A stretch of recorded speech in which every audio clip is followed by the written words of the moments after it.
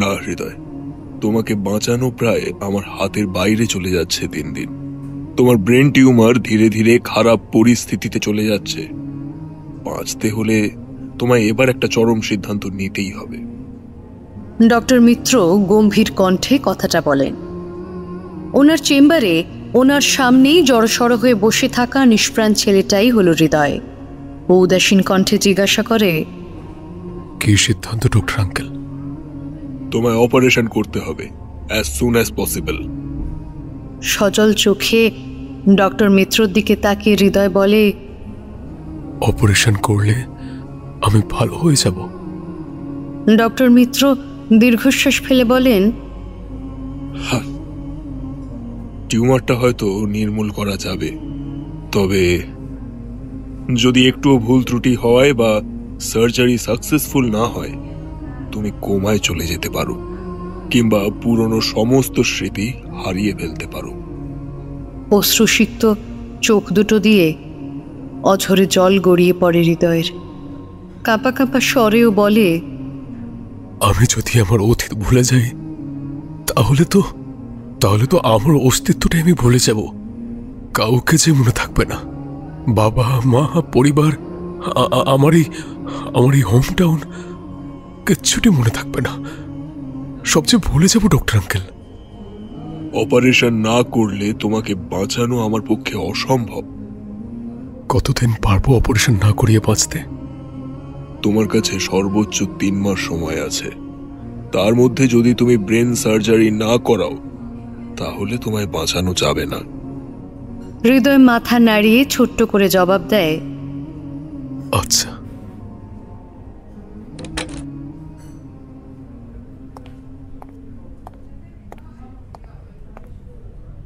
Doctor মিত্রর chamber থেকে বেরিয়ে পড়ে হৃদয়। সিঁড়ি থেকে নেমেই কাঠের পুতুলের মতো হাসপাতালের বাইরে চলে আসে। হৃদয় এক মনে রাস্তার ফুটপাত ধরে হাঁটতে হাঁটতে সামনের দিকে এগিয়ে যায়। হঠাৎ করে একটা ছটপটে মেয়ের সঙ্গে সজোরে ধাক্কা লাগে ওর। হৃদয় রাস্তায় ছিটকে পড়ে যায়, আর বিপরীতে মেয়েটাও পড়ে যায়। কয়েক মুহূর্ত মেয়েটার চোখের দিকে তাকিয়ে হৃদয় যেন অন্য দুনিয়ায় হারিয়ে যায়। তারপর কিছু না বলেই উঠে দাঁড়ায়, আর মেয়েটাকে কোনো রকম বকাঝকা না করে নিজের পোশাক ঝেড়ে পরিষ্কার করতে থাকে। কিন্তু মেয়েটা তখনও উঠে দাঁড়ায়নি। হৃদয় খেয়াল করে মেয়েটা হাতড়ে হাতড়ে কিছু যেন একটা রাস্তায় খুঁজে চলেছে। হৃদয় নম্র স্বরে প্রশ্ন করে ওঠে, ক্যান আই হেল্প ইউ? মেয়েটা হেসে উত্তর দেয়, আমার কালো চশমাটা কোথায় গেল খুঁজে পাচ্ছি না। হৃদয় এতক্ষণে বোঝে ব্যাপারটা। মেয়েটা আসলে চোখেই দেখতে পায় না। ঘটনাটা হৃদয়ের মনে দাগ কাটে। ও মনে মনে বলে, মেয়েটা চোখে দেখতে না পেলেও ঠোঁটে একটা স্নিগ্ধ হাসি খেলে বেড়াচ্ছে, আর চোখ দুটো কতই না মায়া পড়া, সৌন্দর্যময়, যার কোনো ব্যবহারই নেই। হায়রে ভাগ্য। ওর পায়ের পাশেই পড়ে আছে সেই কালো চশমার স্টিক। হৃদয় মেয়েটার চোখে কালো চশমাটা পরিয়ে দেয়, আর ওর হাত ধরে ওকে উঠে দাঁড়াতে সাহায্য করে। ওর হাতে সযত্নে ধরিয়ে দেয় স্টিকটা। মেয়েটা মৃদু হেসে বলে, থ্যাংক ইউ। তোমাকে এভাবে একা একা রাস্তায় বেরোতে দিল কেন তোমার বাড়ির লোক? মেয়েটা মুখ শুকনো করে বলে ওঠে, আমার বাইরে ঘুরতে খুব ভালো লাগে, কিন্তু কারোর সময় ছিল না বলে আমি একা একা বাড়ি থেকে বেরিয়ে এসেছি। হৃদয় মেয়েটার হাত ধরে জিজ্ঞাসা করে, তোমার নাম কি? স্পর্শী। আমার নাম স্পর্শী। হৃদয় মুচকি হেসে বলে, বাহ, নাইস, ইউনিক নেম। স্পর্শী মিষ্টি করে হেসে বলে, তাই না? আমার ঠাম্মি বলে। তোমার বাড়ি কোথায়? চলো আমি পৌঁছে দিই। সত্যি সত্যি তুমি আমার বাড়ি যাবে? চলো চলো, নিয়ে চলো। আচ্ছা, তোমার নাম কি? স্পর্শী প্রচণ্ড উচ্ছ্বসিত হয়ে ওঠে। একাকিত্ব জীবনে এমন হঠাৎ করে একটা বন্ধু পেয়ে ও বেশ খুশি হয়। হৃদয় মুচকি এসে জবাব দেয়, আমার নাম হৃদয়। স্পর্শী মিষ্টি হেসে বলে, হৃদ। স্পর্শী হৃদয়কে বাড়ির ঠিকানা বলে দেয়, আর হৃদয় ওর হাত ধরে ধীরে ধীরে হাঁটতে হাঁটতে সেই দিকে এগিয়ে যায়। সারাটা পথ ওরা দুজন মিলে গল্প করতে করতে সময় কাটায়। প্রায় ঘন্টা খানেকের মাথায় একটা দোতলা বাড়ির সামনে এসে হৃদয় আর স্পর্শী থামে। বাড়ির গেটের পাশে নেমপ্লেটে মোটা মোটা অক্ষরে লেখা রয়েছে দৃষ্টিকোণ। হৃদয় স্পর্শীকে জিজ্ঞাসা করে, তোমার বাড়ির নাম দৃষ্টিকোণ? স্পর্শী মাথা নাড়িয়ে হ্যাঁ বাচক সম্মতি দিলে হৃদয় বলে, পৌঁছে গেছি তোমার বাড়িতে। স্পর্শী তাচ্ছিল্যের সুরে বলে, কি অদ্ভুত তাই না? আমার বাড়ির নাম দৃষ্টিকোণ, অথচ আমার চোখেই দৃষ্টি নেই। এসব কথা ভেবে কষ্ট পেও না, ধীরে ধীরে বাড়ির ভেতরে চলে যাও। হৃদয় স্পর্শীকে সান্ত্বনা দেওয়ার ভাষা খুঁজে পায় না। স্পর্শী বায়নার সুরে বলে ওঠে, না না, তুমিও চলো। না, আমি যাব না, তুমি যাও। স্পর্শী বাচ্চাদের মতো ঠোঁট উল্টে নাছোড় বান্দা হয়ে বায়না ধরে, না না, প্লিজ চলো না হৃদ। এমন সময় দৃষ্টিকোণের দরজা খুলে বেরিয়ে আসেন স্পর্শীর সৎ মা সুনয়না দেবী। সুনয়না দেবী মেন গেটের বাইরে একজন অচেনা অজানা ছেলের সাথে স্পর্শীকে দেখেই খেঁকিয়ে ওঠেন। তুমি বাইরে গেছো কেন? কার থেকে পারমিশন নিয়ে বাইরে গেছো তুমি? সুনয়না দেবীর ভয়ঙ্কর চিৎকার শুনে হৃদয় স্পর্শী দুজনেই কেঁপে ওঠে। শব্দের উৎস আন্দাজ করে স্পর্শী সামনের দিকে তাকে উচ্ছ্বসিত কণ্ঠে বলে ওঠে, মাম্মা দেখো আমার নিউ। স্পর্শী আর নিজের মুখের কথা শেষ করতে পারে না, তার আগেই সুনয়না ওকে টেনে হিচড়ে বাড়ির ভেতর নিয়ে যান। হৃদয়ের দিকে কোনো রকম দৃষ্টিপাত না করেই উনি মুখের ওপর সদর দরজাটা ধড়াম করে বন্ধ করে দেন। হৃদয় হতচকিত হয়ে দৃষ্টিকোণ বাড়ির সদর দরজার দিকে তাকিয়ে থাকে। ওর মনের মধ্যে একটা প্রশ্ন মাথা চাড়া দিয়ে ওঠে, স্পর্শী আদৌ এ বাড়িতে খুশি আছে তো, নাকি দু চোখের আঙিনায় অন্ধকার নেমে আসার সাথে সাথে ওর জীবনেও আধার নেমে এসেছে।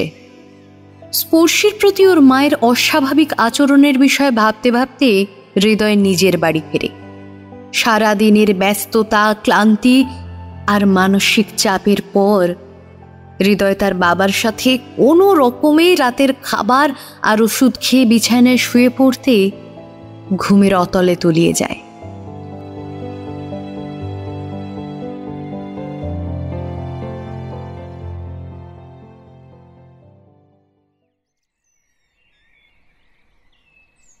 নতুন সকালে শান্তিতে ঘুমিয়ে উঠে হৃদয় তরতাজা অনুভব করে। ও ঘুম থেকে উঠে আয়নার সামনে দাঁড়ায়। ব্রেন টিউমার ধরা পড়ার পর থেকে হৃদয় মানসিকভাবে অনেকটাই বিধ্বস্ত হয়েছিল। হতাশার মাত্রা প্রবল বেড়ে যায় যখন হৃদয় জানতে পারে আর মাত্র 3 মাস সময় আছে তার হাতে। অনেকদিন হলো মানসিক অবসাদ ওকে ঘিরে ধরেছে। বাঁচতে হলে একটাই পথ, অপারেশন।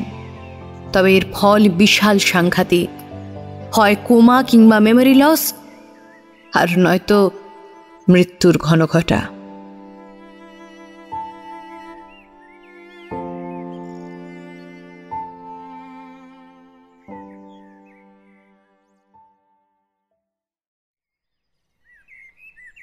সময়ের তোড়ে পেরিয়ে যায় বেশ কয়েকদিন। এই দিনগুলোতে হৃদয়ের বহুবার মনে পড়ে স্পর্শীর সাথে গল্প করে কাটানো মুহূর্তগুলো। চোখের সামনে ভেসে ওঠে স্পর্শীর হাসি মাখা ঠোঁট, ওর মায়া ভরা নয়নজোড়া, রাস্তায় স্পর্শীর পাশাপাশি হাত ধরে হেঁটে চলা দৃশ্যগুলো। হঠাৎ ওর মনে পড়ে যায় আগের দিন স্পর্শীকে ওর মা খুব খারাপভাবে টানতে টানতে বাড়ির ভেতর টেনে নিয়ে গিয়েছিল। হৃদয়ের মনে চিন্তার উদ্রেক ঘটে স্পর্শীর জন্য। হৃদয় স্পর্শীর বলা ঠিকানা অনুযায়ী স্পর্শীর বাড়ির দৃষ্টিকোণে এসে পৌঁছয়। সেই ব্যালকনিযুক্ত দোতলা বাড়িটার নিচে। বাড়ির কলিং বেল বাজাতে গিয়েও থমকে যায় হৃদয়ের হাত। আচমকা ফুঁপিয়ে ফুঁপিয়ে কোথা থেকে যেন কান্নার শব্দ শুনতে পায় হৃদয়।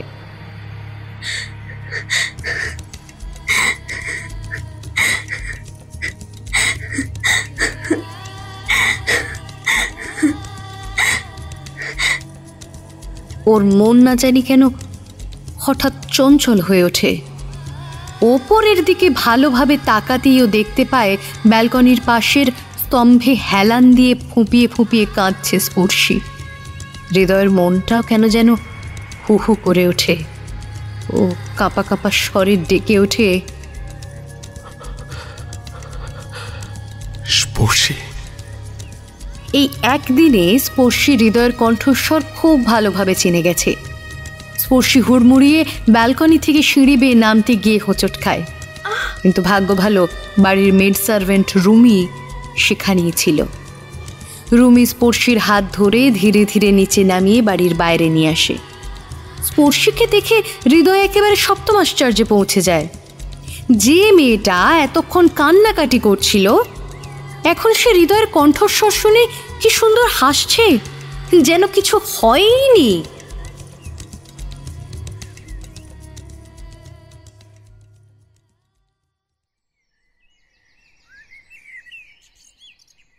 একটা পার্কের বেঞ্চে রুমি, হৃদয় আর স্পর্শী একত্রে এসে বসেছে। হৃদয় স্পষ্টতই জিজ্ঞাসা করে রুমিকে, স্পর্শী তখন ব্যালকনিতে বসে কাঁদছিল কেন? কিছু কি হয়েছিল বাড়িতে? Anything serious? তৎক্ষণাৎ স্পর্শী রুমির আগেই বলে ওঠে, না না, কিছু হয়নি। আমি আবার কাউকে না বলে বাড়ি থেকে বেরিয়েছিলাম তো, তাই মাম্মা একটু রেগে গিয়ে আমাকে বকেছিল। এই স্পর্শী দিদিমণি, তুমি একদম চুপ করো। ওই মহিলার হয়ে তুমি একটাও সালিশি করবে না। রুমি উঁচু গলায় স্পর্শীকে বকা দিয়ে চুপ করিয়ে হৃদয়কে উদ্দেশ্য করে বলে, জানো তো দাদাবাবু, 8 বছর আগে একটা ভয়ানক অ্যাক্সিডেন্টে আমার স্পর্শী দিদিমণির মা মারা যায়। আর স্পর্শী দিদিমণি সেই থেকেই চোখে দেখতে পায় না। আর তারপর ওই দরজাল মহিলা এসে আমার স্পর্শী দিদিমণিকে ঘরবন্দি করে, কারোর সাথে মিশতে দেয় না, কথাও বলতে দেয় না। কথা না শুনলেই খালি মারে। কাল দিদিমণির ঘরের মধ্যে একা একা ভালো লাগছিল না বলে একটু বাইরে ঘুরতে বেরিয়েছিল, আর তাতেই কি রাগ ওই মহিলার। স্পর্শী দিদিকে চাবুক দিয়ে কি মারটাই না মারলো। আজ সকালেও মেরেছে। দেখবে দেখবে তুমি, দাঁড়াও দেখাই তোমায়। এই বলেই রুমি স্পর্শীর ফুল স্লিভ স্টপের হাতা গুটিয়ে দেখায়। হৃদয় প্রায় আঁতকে ওঠে এই দৃশ্য দেখে। স্পর্শীর 2 কোমল হস্তদ্বয় চাবুকের তীক্ষ্ণ বেদনার্ত লাল গাঢ় দাগে পরিপূর্ণ। রুমি আবারও বলে, তুমিই বলো না দাদাবাবু, এসব কি সহ্য করা যায়? আজ সকালেও মেরেছে ওই শয়তানি কাল নাগিনী। মা তো নয়, যেন ডাইনি। রুমি আপন মনেই গজগজ করতে করতে এগিয়ে যায় বাড়ির পথে। হৃদয় স্পর্শীর হাত দুটোর ক্ষতস্থানগুলোতে পাশের লেবু জল বিক্রির দোকান থেকে বরফ এনে লাগিয়ে দেয়। জ্বলুনি একটু হলেও কম হয়। হৃদয়ের এহেন যত্নে 2 চোখ ভরে জল আসে স্পর্শীর। হৃদয় জিজ্ঞাসা করে, স্পর্শী জ্বালা করছে? হৃদয়ের কথায় স্পর্শী অশ্রুসিক্ত আঁখি নিয়েই বামে ডানে মাথা নাড়িয়ে না বলে। হৃদয় স্পর্শীর গাল বেয়ে গড়িয়ে পড়া অশ্রুকণাগুলো আঙুলে স্পর্শ দিয়ে মুছে দিয়ে আবেগী স্বরে বলে ওঠে, স্পর্শী তুমি কাঁদবে না, কাঁদছো কেন? এইটুকুই সান্ত্বনা, এইটুকুই ভালোবাসা স্পর্শী গত 8 বছর ধরে এদিক ওদিক খুঁজছিল, কিন্তু কারোর কাছ থেকেই পায়নি। হৃদয়ের এমন আবেগী অনুভবী প্রশ্নে স্পর্শী হু হু করে কেঁদে ফেলে। হৃদয় না জানি কেন স্পর্শীর চোখের জল একেবারে সহ্য হয় না, বরং ও ঠোঁটের স্নিগ্ধ হাসিটাই বেশ লাগে হৃদয়ের। হৃদয় স্পর্শীকে জাপটে ধরে নিজের বুকে।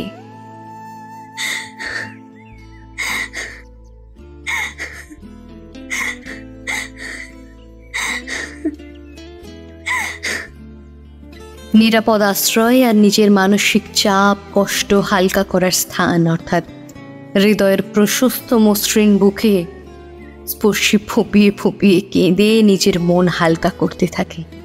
হৃদয়েরও কেমন যেন শান্তি হচ্ছে স্পর্শীকে নিজের বুকে আগলে রেখে। কেমন যেন সুন্দর অনুভূতি হচ্ছে, যা সুখকর হলেও স্থায়ী নয়। সকাল পেরিয়ে বিকেল হয়ে যায়। স্পর্শী তখনও হৃদয়ের বুকে মাথা রেখে বসে আছে, তবে কান্না থামিয়ে এখনো খানিকটা শান্ত। হৃদয় স্পর্শীকে জড়িয়ে ধরে পার্কের সামনের ঝিলে হওয়া সূর্যাস্ত দেখছে। হৃদয় স্পর্শীকে বাড়ি যাওয়ার কথা বলতে স্পর্শী হৃদয়ের হাত চেপে ধরে ও অশ্রুমাখা কণ্ঠে বলে, আমাকে যখন আমার সৎমা বেল্ট বা চাবুক দিয়ে মারে তখন যে আমার খুব ব্যথা করে বা কষ্ট লাগে এমনটা নয়, কিন্তু যখন আমাকে একা একটা ঘরে দরজা বন্ধ করে রেখে দেয় তখন আমার বেশি ভয় হয়, কষ্ট হয়, কান্না পায়।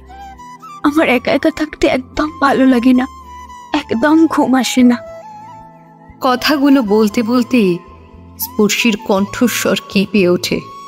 ওর চোখ দিয়ে কয়েক ফোঁটা অশ্রুবিন্দু খসে পড়ে।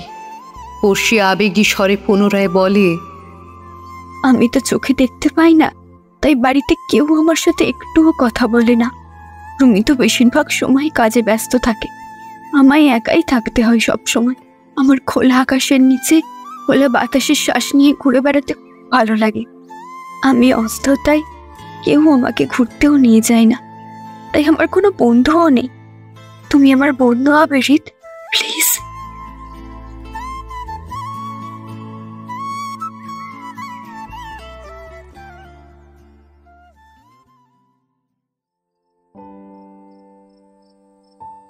বাড়িতে খাবার টেবিলে বসে হৃদয় এক গভীর চিন্তায় মগ্ন। খাবার না খেয়ে ও নিজের প্লেটের ভাত নাড়াচাড়া করছে শুধু। হৃদয়ের বাবা হৃদয়কে বলেন, হৃদয়, তুমি খাচ্ছ না কেন? তাড়াতাড়ি খেয়ে নাও, তারপর তোমায় আবার ওষুধও তো খেতে হবে। হৃদয় ওর বাবাকে জিজ্ঞেস করে, আচ্ছা বাবা, আমরা ভাবি পৃথিবীতে আমরাই একমাত্র মানুষ যার জীবনে কষ্ট আছে, কিন্তু চারিদিকে ঘুরে ফিরে দেখলে দেখা যাবে যে আমাদের নিজেদের থেকেও আরো অনেকেই দুঃখে কষ্টে আছে, কিন্তু তারা তবুও নিজেদের ঠোঁটে এমনভাবে নকল হাসি ঝুলিয়ে রাখে যে কেউ তার মনের আসল ব্যথার খবর জানতেই পারে না। কথাটা বলে হৃদয় আনমনে খাবার মুখে তোলে। হৃদয়ের বাবা আশ্চর্য হয়ে ছেলের মুখের দিকে তাকিয়ে থাকেন। হৃদয় কোনো মতে খাবারটুকু শেষ করে টেবিল ছেড়ে উঠে যায়। ওষুধ খেয়ে বিছানায় গা এলিয়ে দেয় ও। অন্যদিন বিছানায় শুয়ে পড়লেই হৃদয়ের দু চোখে ঘুম নেমে আসে, কিন্তু আজ যেন নিদ্রা দেবী ওর উপর অত্যধিক রুষ্ট হয়ে গেছেন। হৃদয় বিছানায় শুয়ে এপাশ ওপাশ করতে থাকে, তবুও ঘুমোতে পারে না। ব্রেন টিউমারের মতো কঠিন রোগের কড়া ডোজের ওষুধগুলো যেন হৃদয়কে আজ ঘুম পাড়াতে অক্ষম।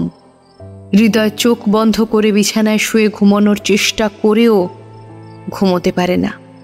ওর দুই চোখে শুধুমাত্র স্পর্শীর কান্নামাখা মুখটা বারবার ভেসে উঠছে। দুই চোখে জলে ভরা, কাঁদতে কাঁদতে টমেটোর মতো লাল হয়ে যাওয়া নাক, চেরি ফলের মতো গোলাপি সেই কম্পনরত ঠোঁট জোড়া। আমায় একাই থাকতে হয় সব সময়। আমার খোলা আকাশের নিচে খোলা বাতাসের শ্বাস নিয়ে ঘুরে বেড়াতে ভালো লাগে। আমি অস্থতায় কেউ আমাকে ঘুরতেও নিয়ে যায় না, তাই আমার কোনো বন্ধুও নেই।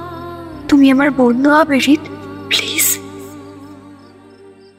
তুমি আমার বন্ধু হবে রিত, প্লিজ। হৃদয়ের শ্রবণেন্দ্রিয় আর মস্তিষ্ক জুড়ে শুধু ঘুরপাক খাচ্ছে স্পর্শীর সেই আবেগ মাখা কথাগুলো। না, হৃদয় আর বিছানায় শুয়ে থাকতে পারে না। লাফ দিয়ে উঠে বিছানায় বসে থাকে কিছুক্ষণ। স্পর্শীর কান্না জড়িত সেই কণ্ঠস্বর হৃদয়ের অন্তরাত্মাকে বারংবার কাঁপিয়ে তুলছে, তোলপাড় করে তুলছে। স্পর্শীর বলে ওই একটা কথা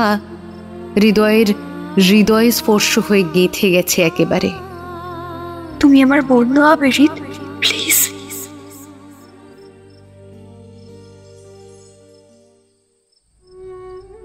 রাতের অন্ধকার চিরে চাঁদের আলো একটু আধটু মেঘের আড়াল থেকে উঁকি দিচ্ছে। চতুর্দিক মুখরিত হয়ে উঠেছে ঝিঝি পোকার ডাকে। রাস্তার লাইট পোস্টের নিচ দিয়ে হেঁটে চলেছে হৃদয়। না, আর পারেনি ও। ঘরের মধ্যে বসে থাকা ওর পক্ষে অসম্ভব হয়ে উঠেছিল।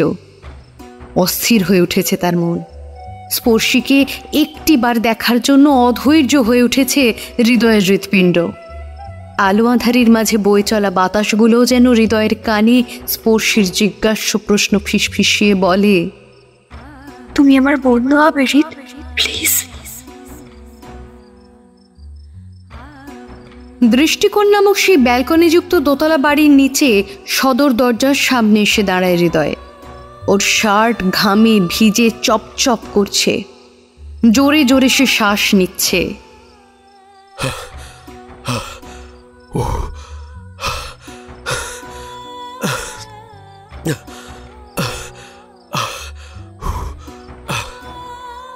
এই অসুস্থ অবস্থায় এতটা দূর পায়ে হেঁটে হুড়োহুড়ি করে হাঁপিয়ে উঠেছে হৃদয়। মাথা ব্যথাটাও বেশ বেড়েছে। মাথার ভিতরে তৈরি হওয়া অনাকাঙ্ক্ষিত মাংসপিণ্ডটা হৃদয়কে বেশ কষ্ট দিচ্ছে। তবে হৃদয় কোনো কিছু তোয়াক্কা করে না। বাড়ির গেট ধরে ধরে কোনো রকমে পাঁচিল টপকে ভেতরে ঢুকে পড়ে। ব্যালকনি লাগোয়া ছোট্ট ঘুপচিরুমটাই স্পর্শীর, এমনটাই বলেছিল রুমি। লম্বা একটা শ্বাস নিয়ে বুকে মুক্ত বাতাস ভরে নিয়ে পায়ে বেয়ে ধীরে ধীরে ওপরে উঠে যায় হৃদয়। ব্যালকনি পার করে ঘরে ঢুকতেই হৃদয়ের আকুল নজর গিয়ে পড়ে ঘরের মধ্যে সিঙ্গল বেডের ওপর একাকিত্বের ভয় আতঙ্কিত হয়ে গুটিসুটি মেরে শুয়ে থাকা মেয়েটার ওপর। গোটা বালিশ জুড়ে ছড়িয়ে ছিটিয়ে রয়েছে স্পর্শীর কালো কিশোরাশি। ঘরে জ্বলতে থাকা হালকা নীলচে ডিম লাইটে স্পর্শীর মায়া ভরা হৃদয় হরণী চেহারাটা হৃদয়কে খুব আকর্ষণ করছে। ও স্পর্শীর মাথার কাছে বসে তার কপালে হাত রেখে সেই আবেগী ও স্পর্শকাতর কণ্ঠে ওর কানে ফিসফিস করে বলে ওঠে, স্পর্শী, বিকালে সূর্যাস্তের সময় তুমি আমাকে জিজ্ঞাসা করেছিলে না আমি তোমার বন্ধু হব কিনা? তখন আমি উত্তর দিইনি, চুপ করেছিলাম। তবে এখন আমি তোমায় উত্তর দেব না, তুমি প্রশ্ন করব। আমি তোমাকে জিজ্ঞাসা করছি, স্পর্শী, তুমি আমার বন্ধু হবে? বন্ধু হবে স্পর্শী? ঘুমের মধ্যে এক ভয়াবহ দুঃস্বপ্ন দেখে স্পর্শী ধড়ফড়িয়ে বিছানায় উঠে বসে। গলা ছেড়ে চিৎকার করতে গিয়েও ব্যর্থ হয় ও। কেননা ততক্ষণে একটা হাত ওর অধর জোড়া চেপে ধরেছে। ভয়ে শ্বাস প্রশ্বাস যেন ওর কণ্ঠনালীতে দলা পাকিয়ে যায়। চোখ দুটো আতঙ্কে ঠিকরে বেরিয়ে আসার জোগাড়। ওর কানে ফিসফিসিয়ে ওর মুখ চেপে ধরা ব্যক্তিটি বলে, স্পর্শী, আমি তোমার হৃদ, ভয় পেও না, আর চেঁচিও না প্লিজ। কথাটা বলেই হৃদয় স্পর্শীর ঠোঁটের ওপর থেকে হাত সরিয়ে নেয়। নিজের এতটা কাছ থেকে হৃদয়কে অনুভব করে স্পর্শীর হৃৎপিণ্ড যেন দ্রুত গতিতে লাফাচ্ছে। স্পর্শী স্পষ্ট অনুভব করে ওর কাঁধে হৃদয়ের ত্যাগ করা গরম নিঃশ্বাস আছড়ে পড়ছে। ও কাঁপা কাঁপা স্বরে জিজ্ঞেস করে, হৃদ, তুমি এখন এত রাতে এখানে? কেউ দেখতে পেলে তো সর্বনাশ হয়ে যাবে। না, কেউ দেখতে পাবে না, কারণ আমি পাঁচিল টপকে পাইপ পেয়ে ব্যালকনি দিয়ে তোমার ঘরে এসেছি। আর ভোর না হতে হতেই এখান থেকে আমি চলে যাব। হৃদয় মুচকি হেসে কথাটা বলে।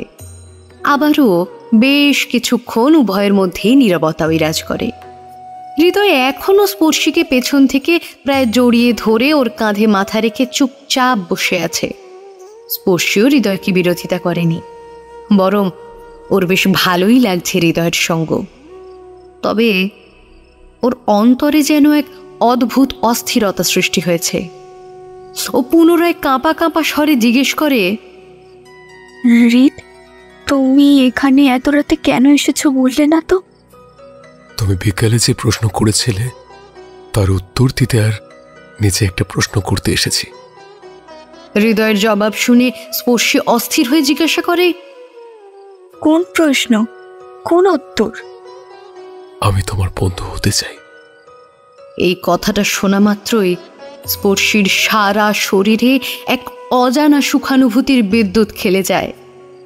হৃদয় স্পর্শীর সামনে এসে ওর দুই কোমল গালে হাত রেখে বলে, তাই বন্ধুত্বের দায়িত্ব পালন করতে এসেছি। তুমি তো রাতের অন্ধকারে একা একা থাকতে, ঘুমাতে ভয় পাও, তাই না? তাতে কি? তুমি কি আর সারা জীবন আসবে নাকি আমার ভয় দূর করতে, আমার সঙ্গ দিতে? আমাকে তো একাই থাকতে হবে। স্পর্শী উদাসী কণ্ঠে বলে, সারা জীবন হয়তো থাকতে পারবো না, তবে যতদিন বাঁচবো ততদিন তোমার কাছে আসবো, তোমার হাত শক্ত করে ধরে রাখবো, তোমায় ঘুরতে নিয়ে যাবো, তোমার সাথে গল্প করবো, আর তোমার সঙ্গেই থাকবো। স্পর্শী বুঝতেও পারে না যে হৃদয়ের উচ্চারণ করা বাক্যাদির গভীরতা।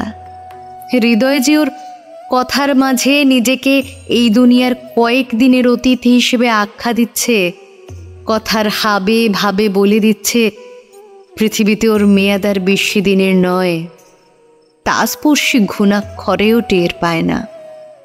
তুমি তো চোখে দেখতে পাও, তবে তুমি তোমার বন্ধুদের সাথে ঘুরবে, গল্প করবে, মজা করবে। আমি তো অন্ধ, আমাকে নিয়ে ঘুরতে গেলে তোমার খুব অসুবিধা হবে। তোমার আমাকে বোঝা মনে হবে, যেমনটা আমার বাবা, বোন আর মাম্মা মনে করে। স্পর্শী এক রাস হতাশা নিয়ে কথাগুলো বলে। হৃদয় স্পর্শীর নাকে নিজের নাক মৃদু ছুঁয়ে বলে ওঠে, এমন কথা একদম বলবে না স্পর্শী। তুমি তোমার বন্ধু, আমার নতুন বন্ধু, মিষ্টি বন্ধু, নিষ্পাপ বন্ধু। স্পর্শী সরল মনেই জিজ্ঞেস করে, আমি যদি তোমার বন্ধু হই তাহলে তোমার অন্য বন্ধুরা রাগ করবে না? তুমি তো আর অন্ধ নও, তোমার নিশ্চয়ই অনেক বন্ধু। মৃত্যুপথযাত্রীর আবার বন্ধু? হৃদয় তাচ্ছিল্যের হাসি হেসে প্রকাশ্যে বলে, সবার জীবনেই কিছু না কিছু সমস্যা আছে, দুঃখ আছে, কষ্ট আছে, না পাওয়া আছে, তেমন আমারও আছে। কিন্তু স্পর্শীর ঠোঁটে হৃদয় আঙুল রেখে বলে, কোনো কিন্তু নয়। এবার বলো তো, তুমি কি হবে আমার বন্ধু? হৃদয়ের প্রশ্নের উত্তরে স্পর্শী মাথা নিচু করে লাজুক হাসি হাসে। ঘরে জ্বলতে থাকা হালকা নীলচে ডিম লাইটের আভায় হৃদয় মুগ্ধ হয়ে দেখতে থাকে ওর সামনে বসে থাকা নিষ্পাপ স্পর্শীর মাদকতায় পূর্ণ লাজুক হাসি। হৃদয় নিজের অজান্তেই বলে ওঠে, আজ থেকে তোমার সুখ, দুঃখ, হাসি, কান্নার সমস্ত দায়িত্ব আমার। তোমার যখন যা ইচ্ছে হবে সব আমাকে বলবে, আমি পূরণ করব তোমার সব স্বপ্ন, ইচ্ছে, মনস্কামনা। আমাকে ঘুরতে নিয়ে যাবে রিত? আমি ঘুরতে খুব ভালোবাসি। না এবার আমি দেখতে পেলাম, কিন্তু সব অনুভব করতে পারি। শীতল বাতাস, গাছের পাতা, গাছের গুঁড়ি, মাটি, বৃষ্টি সব অনুভব করতে পারি। স্পর্শী চট জলদি বলে ওঠে। হৃদয় স্পর্শীর নরম গালগুলো আলতো করে নিজের হাতে ধরে স্পর্শীর নাকে আলতো আলতো নিজের নাক ছোঁয়ায়। হৃদয়ের এই এতটুকু ছোঁয়াতেই স্পর্শী কেঁপে উঠছে মুহুর্মুহু। ওদের ঠোঁট জোড়ার মধ্যেও খুব বেশি অন্তর নেই। হৃদয় মুচকি হেসে প্রশ্ন করে, আর কি চাই তোমার? স্পর্শী আমতা আমতা করে বলে, আর আর আমার সাথে রাতে দেখা করতে আসবে, সবাই ঘুমিয়ে পড়লে, যেমন আজ এসেছো। হৃদয় স্পর্শীকে এক ঝটকায় নিজের বুকে জড়িয়ে নেয়। কেমন যেন শান্তি অনুভব করে হৃদয়েতে। স্পর্শীর আশেপাশে থাকলে যেন বাঁচার এক নতুন উদ্দেশ্য খুঁজে পায় নিজের শরীরে বাসা বাঁধা কাল রোগের সাথে লড়াই করার নতুন উদ্যম, নতুন শক্তি। আর খোঁজ পায় একটু শান্তিতে বেঁচে থাকার ভরসাযোগ্য সঙ্গীর হাত। হৃদয় স্পর্শীকে শারীরিকভাবে সঙ্গ দিলেও স্পর্শী কিন্তু নিজের অজান্তে হৃদয়কে মানসিক শান্তি এনে দিয়েছে। হৃদয়ের দুশ্চিন্তা ও চাপ মুক্ত করেছে স্পর্শীর সঙ্গ। স্পর্শী, কাল থেকে আমার জীবনের প্রত্যেকটা দিন তোমার। তুমি যেমন ভাবে সময় কাটাতে চাইবে আমি ঠিক তেমন ভাবে নিজেকে প্রস্তুত করব। আমরা একসাথে ঘুরতে যাব, খেতে যাব, তারপর রাতের আধারে এসে তোমার সাথে গল্পও করব। আমি তোমাকে আর একাকিত্বকে সঙ্গী করে কষ্টেতে বাঁচতে দেব না। আমি সব সময় তোমার পাশে থাকব, তোমাকে খুশি রাখবো। হৃদয় পরম সোহাগে কথাগুলো বলতে বলতে স্পর্শীর মাথায় হাত বুলিয়ে দেয়।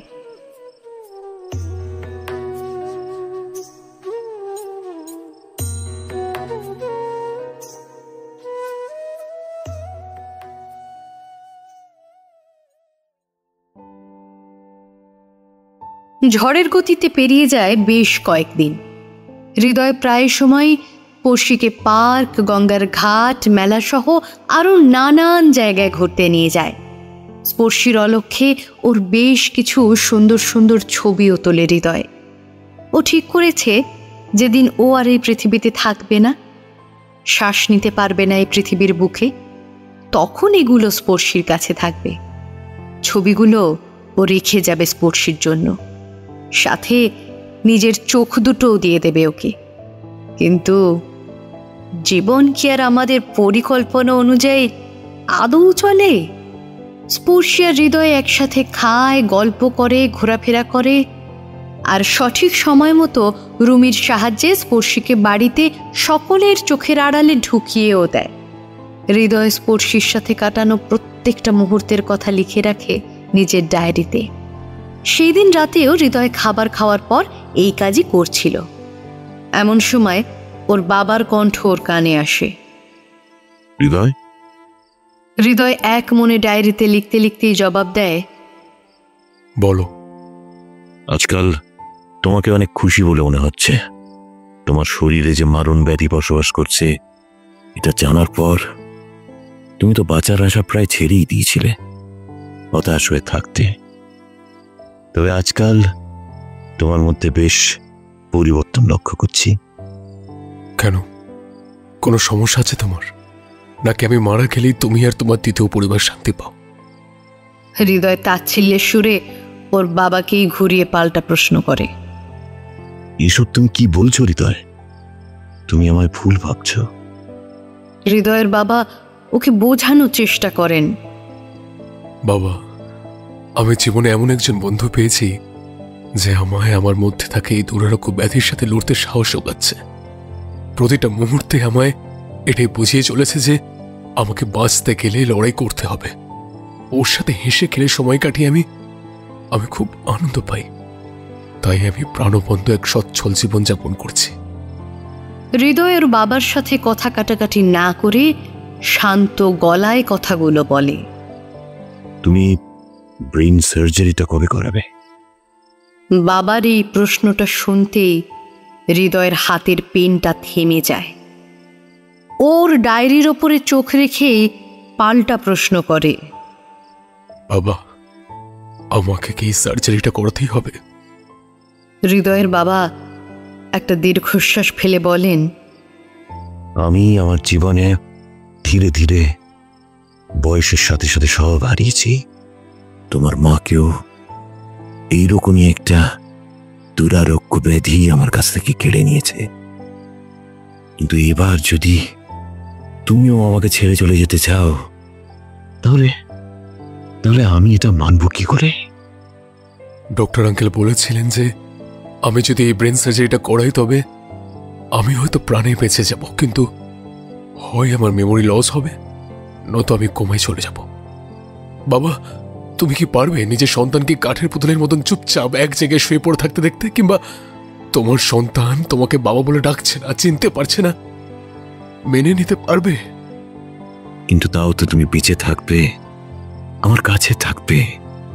নিজের সামনে নিজের সন্তানকে জন্মাতে দেখলাম, আদর দিয়ে ভালোবাসা দিয়ে বড় করলাম, হাঁটতে কথা বলতে শেখালাম।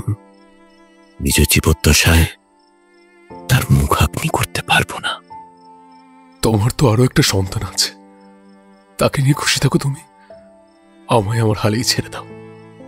হৃদয়, আমি জানি আমার দ্বিতীয় বিবাহ তুমি আজও মানতে পারোনি।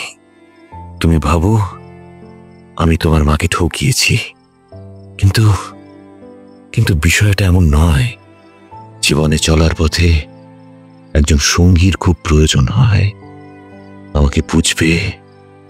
আমার জীবনে এমন একজন সঙ্গীর প্রয়োজন ছিল, তাই আমি দ্বিতীয়বার বিয়ের সিদ্ধান্ত নিয়েছি। তবে আমি বা আমরা কেউ তোমাকে কখনো পর করে দিইনি, আর দেবও না। তুমি আমাদের মেনে নিতে পারছো না ঠিকই, তবে আমি আমার সন্তানকে তো ভুলে যেতে পারি না। কথাগুলো বলে হৃদয়ের বাবা ওর ঘর থেকে বেরিয়ে যান। হৃদয়ের চোখ দুটোতে রাশি রাশি জলকণা এসে ভিড় করে। ডায়েরিতে সাঁটিয়ে রাখা স্পর্শীর ছবিগুলোর দিকে তাকিয়ে ও মনে মনে আবেগী স্বরে বলে ওঠে, আমি তোমাকে বলতে চাই না স্পর্শী, আমি তোমাকে কিছুতেই বলতে চাই না। আমি তোমাকে ভালোবেসে ফেলেছি, আমি তোমাকে ভীষণ ভালোবেসে ফেলেছি। ভালোবাসি তোমাকে, আমি বলতে চাই না তোমাকে, আমি বলতে চাই না তোমাকে। ডায়েরিতে মুখ গুঁজে হাউমাউ করে কাঁদতে থাকে হৃদয়। হৃদয়ের বেদনা জড়ানো অশ্রুকণাগুলো একটু একটু করে ছড়িয়ে পড়ছে ডায়েরিতে। ডায়েরির পৃষ্ঠাগুলো ওর নোনা জলকথায় ভিজে একাকার হয়ে যায়।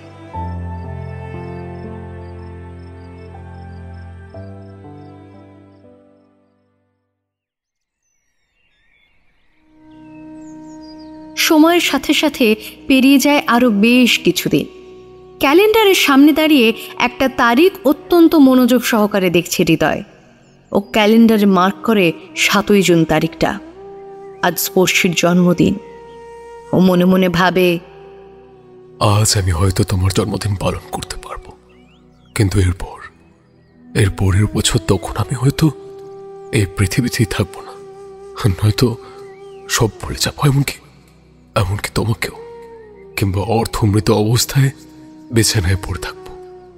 তাই আজকের দিনটা আমি তোমার সাথে খুব আনন্দ করব, খুব মজা করব, যেন এরপর আমার সাথে যাই ঘটুক না কেন আমার কখনো আক্ষেপ না হয়।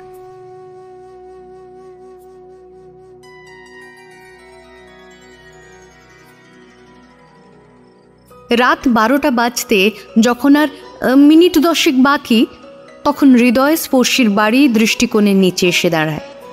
প্রতিদিনকার মতোই ও পাঁচিল টপকে পাই বেয়ে ধীরে ধীরে ওপরে উঠে ব্যালকনি দিয়ে স্পর্শীর শয়নকক্ষে প্রবেশ করে চুপিসারে।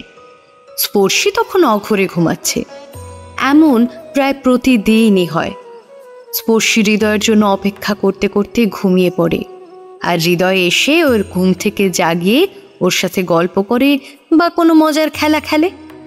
হৃদয় আজ স্পর্শীকে প্রথমে না ডেকে বিছানার পাশে টি টেবিলে ওর সাথে করে আনা ছোট্ট কেক আর মোমবাতি সাজিয়ে গুছিয়ে রাখে। মোমবাতিটা জ্বেলিয়ে ও ধীরে ধীরে স্পর্শীর মাথার কাছে এসে বসে। স্পর্শীর এলোমেলো কেশরাশি বারবার ওর মুখে হাওয়ায় উড়ে এসে পড়ছে। হৃদয় সে চুলগুলো ওর কানের কাছে গজে দিয়ে নিজের ঠোঁট ওর কানের কাছে নিয়ে গিয়ে ফিসফিস করে বলে ওঠে, স্পর্শী, শুভ জন্মদিন। হৃদয়ের কণ্ঠস্বর শ্রবণেন্দ্রিয়ে পৌঁছতেই স্পর্শী ধড়ফড় করে বিছানায় উঠে বসে। আনন্দে আত্মহারা হয়েও প্রশ্ন করে ওঠে, রিত, তুমি জানলে কি করে যে আজ আমার জন্মদিন? আমি তো বলিনি তোমায়। হৃদয় স্পর্শীকে পিছন থেকে জড়িয়ে ধরে তার কাঁধে নিজের থুতনি রেখে দিয়ে বলে, নিজের কাছের মানুষের জন্মদিনের খোঁজ নিজেকেই রাখতে হয়। মুখ ফুটে নিজের জন্মদিনের কথাটা আবার বলে দিতে হয় নাকি? স্পর্শী হৃদয়ের হাত অনুভব করে একটা চিমটি কাটে। হৃদয় মৃদু আর্তনাদ করে জিজ্ঞাসা করে, কি হলো এটা? চিমটি কাটলে কেন? স্পর্শী এবার কড়া গলায় জিজ্ঞাসা করে, বলো, কোথা থেকে জানতে পারলে? রমি বলেছে। স্পর্শীর প্রশ্নের উত্তর দিয়ে হৃদয় রাগান্বিত হওয়ার অভিনয় করে বলে, কিন্তু তুমি এই ছোট্ট কারণের জন্য আমায় চিমটি কাটলে তো? ঠিক আছে, আমি কথা বলবো না তোমার সাথে।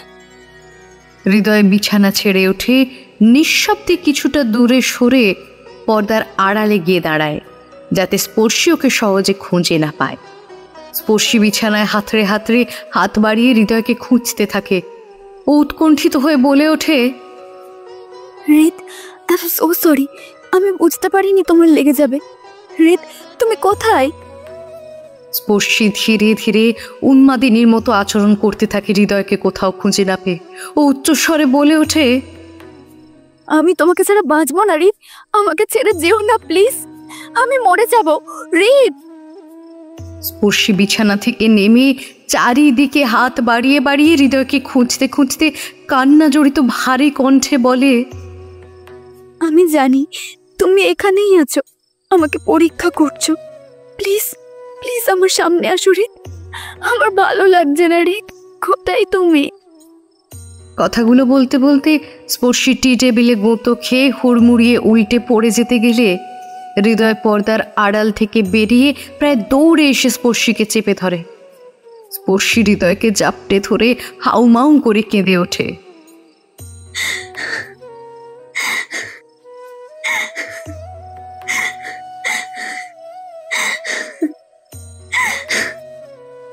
হৃদয় স্পর্শীর মাথায় হাত বুলিয়ে বলে, কি হয়েছে? এই স্পর্শী, তুমি কাঁদছো কেন? আমি তো এখানেই ছিলাম, কোথাও যাইনি তোমাকে ছেড়ে। স্পর্শী হৃদয়কে আষ্টে পৃষ্ঠে জড়িয়ে ধরে বলে ওঠে, তুমি কেন আমার কাছ থেকে দূরে সরে গেলে? তুমি জানো না তুমি চলে গেলে আমার কতটা কষ্ট হয়। হৃদয় ছল ছল চোখে স্পর্শীর দিকে তাকিয়ে শুধু একটা কথাই বলে, সরি স্পর্শী। হৃদয় আবারও স্পর্শীকে নিজের বুকের মাঝে আগলে ধরে, মনে মনে বলে, আমি কিভাবে সারা জীবন তোমার সাথে থাকবো স্পর্শী? আমার হাতে যে আর মাত্র গুটি কয়েকদিন সময় আছে। এরই মধ্যে হয় আমায় চিতায় উঠতে হবে, না হয় অপারেশন টেবিলে। দুটো উপায়তেই তোমাকে ছেড়ে আমায় হারিয়ে যেতেই হবে স্পর্শী। স্পর্শী বাচ্চাদের মতো নাক টেনে কাঁদতে কাঁদতে বলে, তুমি আমাকে প্রমিস করো যে তুমি কখনো আমাকে ছেড়ে কোথাও যাবে না। হৃদয় থমকে যায় স্পর্শীর কথা শুনে। হৃদয়ের কোনো সাড়া না পেয়ে স্পর্শী বলে, কি হলো হৃদ, তুমি আমায় প্রমিস করো। আমার আর কোনো গিফট চাই না আমার বার্থডেতে, তুমি আমাকে শুধু কথা দাও যে তুমি কখনো আমাকে ছেড়ে কোথাও যাবে না। হৃদয় স্পর্শীকে মৃদু মৃদু স্বরে বলে, আগে কেক কাটো, তারপর হবে এসব প্রমিস টমিস। আমি কত কষ্ট করে ঘেমে নিয়ে এই কেক বানিয়েছি তুমি জানো। হৃদয় স্পর্শীকে ধরে বিছানায় বসিয়ে ওর সামনে কেকটা ধরে বলে, ফুমু দিয়ে মোমবাতিটা নেভাও। স্পর্শী ঠিক তাই করল। বিছানায় কেকটা রেখে হৃদয় স্পর্শীর হাত ধরে ধীরে ধীরে চকলেট ফ্লেভারের কেকটা কাটায়। কেকের একাংশ তুলে স্পর্শীকে খাওয়ালে স্পর্শীও অনুমান করে হৃদয়কে কেক খাইয়ে দেয়। হৃদয় পকেট থেকে একটা ছোট্ট পেন্ডেন্ট বার করে স্পর্শীর গলায় পরিয়ে দিতে দিতে বলে, এটা তোমার জন্মদিনের উপহার। যখন আমি থাকবো না তখন এটাই তোমায় আমার কথা মনে করাবে। হৃদয় উদাস হয়ে মনে মনে কথাটা বলে। তবে আচমকা স্পর্শী ছিটকে সরে আসে হৃদয়ের কাছ থেকে। ওর হেন আচরণে হৃদয় প্রথমে হকচকিয়ে যায়, পর মুহূর্তেই বুঝতে পারে স্পর্শী ফোঁপাচ্ছে।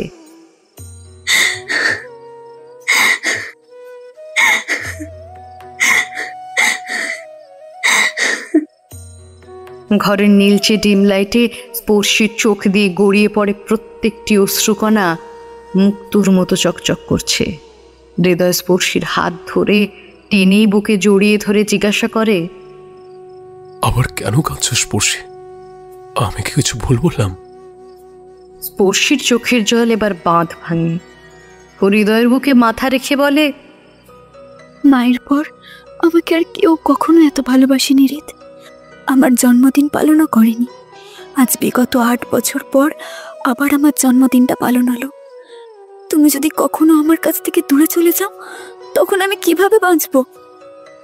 হৃদয় স্পর্শীর মাথায় হাত বুলিয়ে বলে, এই স্পর্শী, প্লিজ লক্ষ্মীটি, কেঁদো না। আমি তোমায় ছেড়ে কোথাও যাব না। আমি তো তখন মজা করছিলাম। স্পর্শী হৃদয়ের বুক থেকে মাথা তুলে অভিমানী স্বরে বলে, হ্যাঁ, তুমি মজাই করো, সেদিন দেখবে আমি আর থাকবো না। স্পর্শীর উচ্চারিত শেষের কথাটা কানে পৌঁছতেই হৃদয়ের মাথায় দপ করে আগুন জ্বলে ওঠে। আর এটা তো অস্বাভাবিক কিছু নয়। নিজের সব থেকে প্রিয় মানুষ, নিজের ভালোবাসার মানুষের মুখে মৃত্যুর কথা শুনলে রাগ অভিমান তো হবেই। আর হৃদয়ের মানসিক অবস্থা এখন এমন একটা পর্যায়ে চলে যায় যে ও আচমকা দিকবিদিক জ্ঞান শূন্য হয়ে স্পর্শীর অনুমতি না নিয়ে ওর লালচে গোলাপি গোলাপ ফুলের পাপড়ির ন্যায় আকর্ষণীয় কোমল ওথর যুগলকে মুহূর্তেই দখল করে নেয় নিজের ঠোঁট জোড়ার মাঝে। আচমকা হৃদয়ের এহেন কর্মকাণ্ডে স্পর্শী সম্পূর্ণ হকচকিয়ে যায়। সে মুক্তি পাবার জন্য রীতিমতো ছটপট করতে আরম্ভ করে, কিন্তু হৃদয়ে এতটাই শক্ত করে স্পর্শীকে নিজের 2 হাতের বাঁধনে বেঁধে রেখেছিল যে বহু চেষ্টা করেও স্পর্শী নিজেকে হৃদয়ের হাত থেকে ছাড়াতে পারেনি। ধীরে ধীরে স্পর্শী স্তব্ধ হয়ে যায়, আর হৃদয় নিজেও শান্ত হয়ে যায়। হৃদয় স্পর্শীর ঠোঁট জোড়া উন্মুক্ত করে ছিটকে সরে যায় ওর কাছ থেকে। হৃদয় বিছানার এক পাশে হাঁটু মুড়ে বুকের কাছে চেপে ধরে বসে অস্থির হয়ে ছটপট করতে করতে মনে মনে নিজেকে দোষ দিতে থাকে। আমি কি করে ফেললাম? আমি স্পর্শের অনুমতি ছাড়া ওকে, ও যদি আমাকে বলবো যে অবিশ্বাস করে, যদি আমায় ঘৃণা করে, আমার সাথে আর কখনো কথা না বলে আমার থেকে দূরে সরে যায়, তাহলে তো আমি আমার জীবনের মেয়াদ শেষ হওয়ার আগেই শেষ হয়ে যাব। শারীরিকভাবে না হলেও মানসিকভাবে নিশ্চিহ্ন হয়ে যাব আমি যে ওকে নিজের প্রাণের থেকেও বেশি ভালোবেসে ফেলেছি। ও যদি আমাকে ঘৃণা করে, আমি সেই ঘৃণা নিয়ে বাঁচবই বা কিভাবে? আর মৃত্যুই বা মেনে নেব কি করে? এই ভালোবাসা, এই সম্পর্ক কখনো পরিণতি পাবে? হৃদয় আপন মনে বক বক করতে করতে নিজের মাথাটা চেপে ধরে বসে থাকে। স্পর্শী তখনও অন্ধকারের মাঝে স্তব্ধ হয়ে বিছানায় বসে আছে। হঠাৎ করে এখন যে কি হয়ে গেল এটাও এখনো বুঝতে পারেনি। হৃদয় ধীর পায়ে এগিয়ে যায় স্পর্শীর কাছে। নিজের আচরণ সম্পর্কে সাফাইয়ের উদ্দেশ্যে হৃদয় বলে, স্পর্শী, সরি, আমি বুঝতে পারিনি। আমি আসলে। হৃদয়ের সম্পূর্ণ কথা শেষ হওয়ার আগেই স্পর্শী হৃদয়ের বুকের ওপর প্রায় ঝাঁপিয়ে পড়ে। নিজের অন্ধত্বের আধারকে কাটিয়ে হৃদয় ঠোঁট জোড়া আন্দাজ করে নিয়ে একেবারে দখল নিয়ে নেয়। এইবার চমকে ওঠে হৃদয় নিজে। আপনা আপনি হৃদয়ের হাত স্পর্শীর কোমর আগলে ধরে, আর স্পর্শীর 2 হাত হৃদয়ের কাঁধে চেপে বসে যায়। কয়েক মুহূর্তের অধর মিলনের পর স্পর্শী হৃদয়ের ঠোঁট জোড়া মুক্ত করে দেয়। আবেগে সিক্ত কণ্ঠে স্পর্শী বলে ওঠে, হৃদ, আমি তোমাকে ভালোবাসি। আমাকে স্বীকার করবে নিজের জীবনে? গ্রহণ করবে আমার মতো এই অন্ধ অবাকি মেয়েটাকে? এইটুকু বলেই স্পর্শী থেমে যায়। ঘরটা আবারও নিস্তব্ধতার সাগরে ডুবে গেছে। হৃদয় আশ্চর্য হয়ে স্পর্শীর দিকে তাকিয়েছে। তার মন মস্তিষ্কে স্পর্শীর একটাই কথা বারবার বেজে উঠছে, আমি তোমায় ভালোবাসি হৃদ। হৃদয় স্তম্ভিত হয়ে স্পর্শীকে এক দৃষ্টিতে দেখে চলেছে। একটা সময় ও নিজেও ভুলে যায় যে ওর মেয়াদ এই পৃথিবীতে মাত্র কয়েকদিনের। অপারেশন করালেও যে স্পর্শীর কাছে ফিরতে পারবে স্বাভাবিকভাবে, এটা সম্পূর্ণ ভুল। এইসব হৃদয় বেমালুম ভুলে যায়। হৃদয় স্পর্শীর 2 কাঁধ ধরে টান মারে। সমুদ্রের তটে যেমন সমুদ্রের ঢেউ এসে আছড়ে পড়ে, ঠিক তেমনভাবেই স্পর্শী হৃদয়ের বুকে আছড়ে পড়ে। হৃদয় নিজের বাহুবেষ্টনীর মাঝে স্পর্শীকে আগলে ধরে বলে ওঠে, আমিও তোমাকে খুব ভালোবেসে ফেলেছি স্পর্শী। তোমাকে ছাড়া এক মুহূর্ত আমার ভালো লাগে না। I love you. আমি তো তোমাকে ছাড়া সম্পূর্ণ শূন্য। পরস্পরকে জাপটে ধরে বহু সময় অতিবাহিত করে। এক সময় স্পর্শীর মুখ তোলে আর হৃদয় স্পর্শীর দুই গাল নিজের হাতের মুঠোর মাঝে ভালো করে ধরে রেখে স্পর্শীর নাকে নাক ঘষতে ঘষতে বলে, I want to kiss you. Sparshi খুব ছোট্ট করে জবাব দেয়, মিটু। হৃদয় ধীরে ধীরে স্পর্শীর আরও কাছে চলে আসে। দুজনের ঠোঁটের মধ্যে খুব একটা অন্তর নেই। দুজনের মুখমণ্ডলে বিচরণ করছে একে অপরের গরম নিঃশ্বাস। দুজনেই অনুভব করছে পরস্পরের হৃৎস্পন্দন আর উত্তেজনায় আবেশীভূত হয়ে থাকা হৃৎস্পন্দনের বাড়তে থাকা গতি। হৃদয় নিজের ডান হাত দিয়ে স্পর্শীর কোমরটা আষ্টে পৃষ্ঠে জড়িয়ে ধরে আর বাম হাত রাখে স্পর্শীর নরম গালে। মুহূর্তে হৃদয় ঠোঁট ডুবিয়ে দেয় স্পর্শীর আবেদনময় গোলাপি ঠোঁট জোড়ায়। উভয়ের মধ্যে মত্ত হয়ে ওঠে। পরস্পরকে পরম ভালোবাসায় চুম্বনে সিক্ত করতে থাকে। স্পর্শী এক হাত হৃদয়ের বুকের শার্ট খামচে ধরে আর অন্য হাত হৃদয়ের চুলের অন্তরায় ডুবে গেছে। হৃদয় স্পর্শীকে নিজের দুই বাহুবন্ধন বেষ্টনীতে এমনভাবে আবদ্ধ করে রেখেছে যে স্পর্শীকে ছেড়ে দিলেই হয়তো নিজের হৃদয়ের থেকে কোথাও হারিয়ে যাবে, আর নয়তো কেউকে হৃদয়ের কাছ থেকে ছিনিয়ে নিয়ে চলে যাবে। আচমকা কেউ স্পর্শীর ঘরের দরজা খুলে ভিতরে ঢুকে আসে। হৃদয় আর স্পর্শী একে অপরের মধ্যে এতটাই হারিয়ে গেছে যে ঘরের মধ্যে ওদের অবর্তমানেও যে আরও একজন আছে, আরও এক জোড়া চোখ তাদের উপর দৃষ্টি রেখেছে, এটা ওদের মধ্যে কেউই খেয়াল করেনি। এক গাম্ভীর্যে পরিপূর্ণ পুরুষালী কণ্ঠস্বরে গোটা ঘর কেঁপে ওঠে। ঘরের দরজায় দাঁড়িয়ে থাকা সেই মানুষটি আর কেউ নয়, স্পর্শীর বাবা। পাশেই দাঁড়িয়ে ওনার দ্বিতীয় স্ত্রী। স্পর্শী আর হৃদয় পরস্পরের থেকে ছিটকে সরে গেলেও এখনো হাত ছাড়েনি। স্পর্শীর সৎ মা স্পর্শীকে উদ্দেশ্য করে আঙুল উঁচিয়ে দেখিয়ে বলে, দেখো স্পন্দন, তুমি এই মেয়ের জন্মদিন পালনও করার জন্য এত রাত অবধি জেগে বসেছিলে, আর তোমার এই মেয়ে কিনা রাত্রির আধারে কার সাথে কিনা কি করে বেড়াচ্ছে। ছি, বাইরের ছেলেটাকে ঘরে পর্যন্ত নিয়ে এসেছে। কি হচ্ছে এসব? রাতের আধারে তুমি এই সব করে বেড়াও নিজের রুমে? তাহলে তোমার মা তোমায় একটু আধটু মেরে ঠিকই করে। স্পর্শীর বাবা স্পন্দন বাবু উচ্চ স্বরে চেঁচিয়ে ওঠেন। উনি স্পর্শীর হাত ধরে টেনে হৃদয়ের কাছ থেকে সরিয়ে একটা কষিয়ে থাপ্পড় মারেন স্পর্শীর বাম গালে। স্পর্শীর ছিটকে আলমারির সামনে হুমড়ি খেয়ে পড়ে। থাপ্পড়ের তীব্রতায় ওর ঠোঁট ফেটে রক্ত ঝরছে। আলমারির কোণে খোঁচা লেগে কপালটাও কেটে গেছে অনেকটা, কিন্তু এরপরেও ওর বাবা ক্ষান্ত হয় না। স্পর্শীর চুলের মুঠি টেনে ধরে। স্পর্শী ব্যথায় আর্তনাদ করে ওঠে।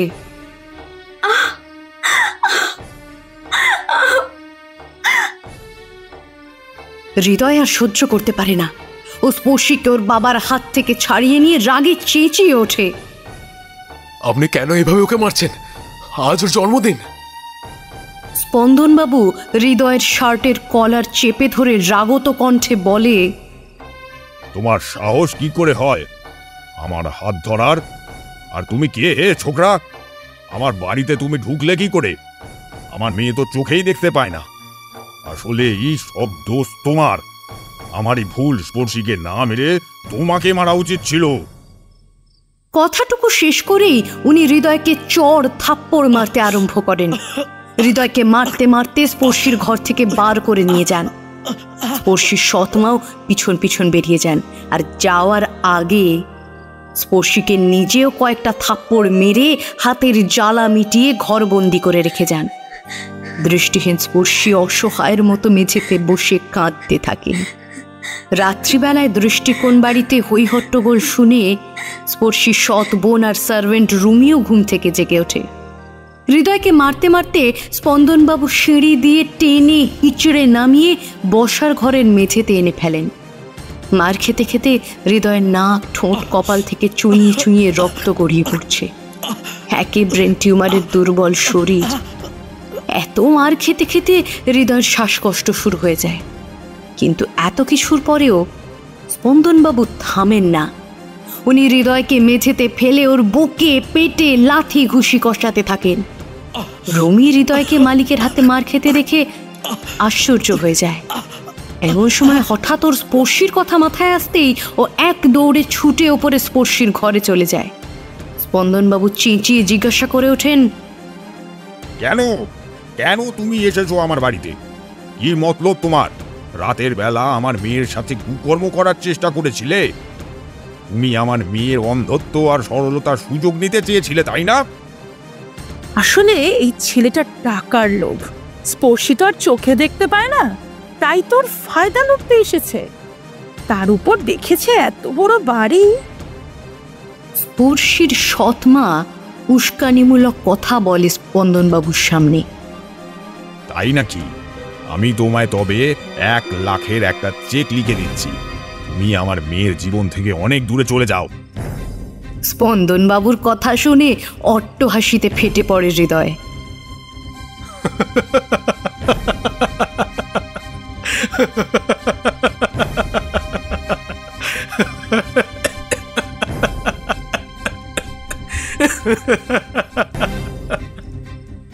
হাসতে হাসতে দুর্বল শরীর নিয়ে ও ধীরে ধীরে উঠে দাঁড়ায়।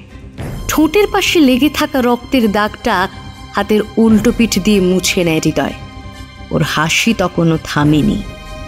স্পন্দনবাবুর রাগে দাঁত কটমট করতে করতে বলে ওঠেন, কি হলো?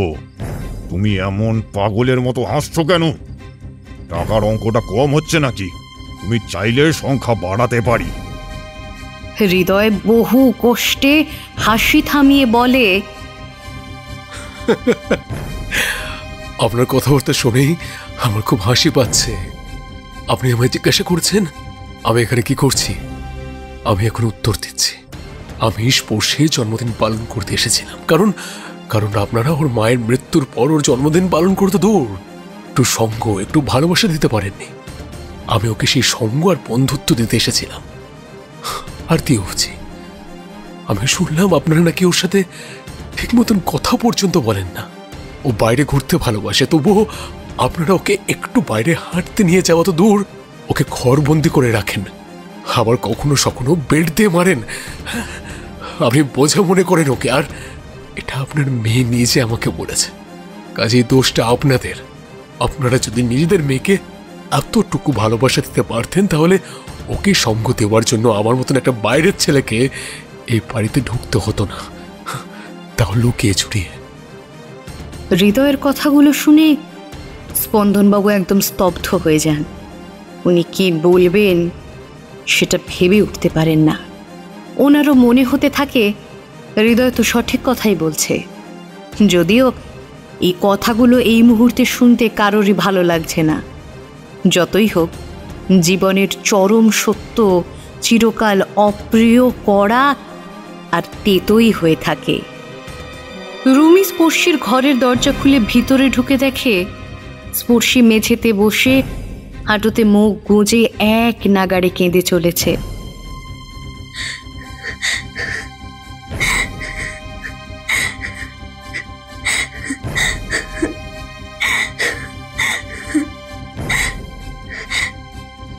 টেবিলে এখনো পড়ে আছে সেই আধ কাটা চকলেট ফ্লেভারের কেক আর নিভে যাওয়া মোমবাতিটা। রুমি স্পর্শীর কাছে এসে বলে, দিদিমণি, কাঁদছো কেন? স্পর্শী মাথা তুললে রুমি স্পর্শীর কপাল ও ঠোঁটের ক্ষত দেখে আঁতকে ওঠে। দিদিমণি, তোমায় এভাবে কে মারলো? নিশ্চয়ই ওই শয়তানিটা, তাই না? নরকে উঠাই হবে নয় কাল নাগিনী। স্পর্শীর নাবাচক জবাবে মাথা নাড়িয়ে কাঁদতে কাঁদতে বলে, মাম্মা না, বাবা মেরেছে। রুমি, জানো, বাবা হৃদয়কেও অনেক মেরেছে। এখনো মারছে বোধহয়। আমাকে নিতে নিয়ে চলো না রুমি, আমি হৃদয়ের কাছে যাব। রুমি বিষণ্ণ বদনে উঠে ওষুধ এনে স্পর্শীর আহত স্থানগুলোতে লাগাতে লাগাতে বলে ওঠে, তুমি শান্ত হও দিদিমণি, হৃদয় দাদাবাবু সব সামলে নেবে। দৃষ্টিকোণ নিকেতনের বসার ঘরে এখন বিরাজ করছে নিস্তব্ধতা। হৃদয় নিজের কথা শেষ করে স্পর্শীর বাড়ি থেকে বেরিয়ে যেতে উদ্যত হতে ওর কানে স্পর্শীর সৎ মায়ের বাজখাই কণ্ঠ এসে ঠেকে। এই ছেলে, 1 লাখ টাকাটা নিয়ে চলে যাও, আর কখনো যেন এই বাড়ি মুখ হতে না দেখি। ওই টাকা আপনারা আপনাদের কাছেই রাখুন, আমার লাগবে না। কারণ ওই টাকা ব্যবহার করার মতন জীবনের মেয়াদ আমার এই পৃথিবীতে নেই। হৃদয় শান্ত কণ্ঠে উত্তর দেয়। স্পন্দনবাবু আশ্চর্য হয়ে জিজ্ঞাসা করেন, মানে কি বলতে চাইছো তুমি?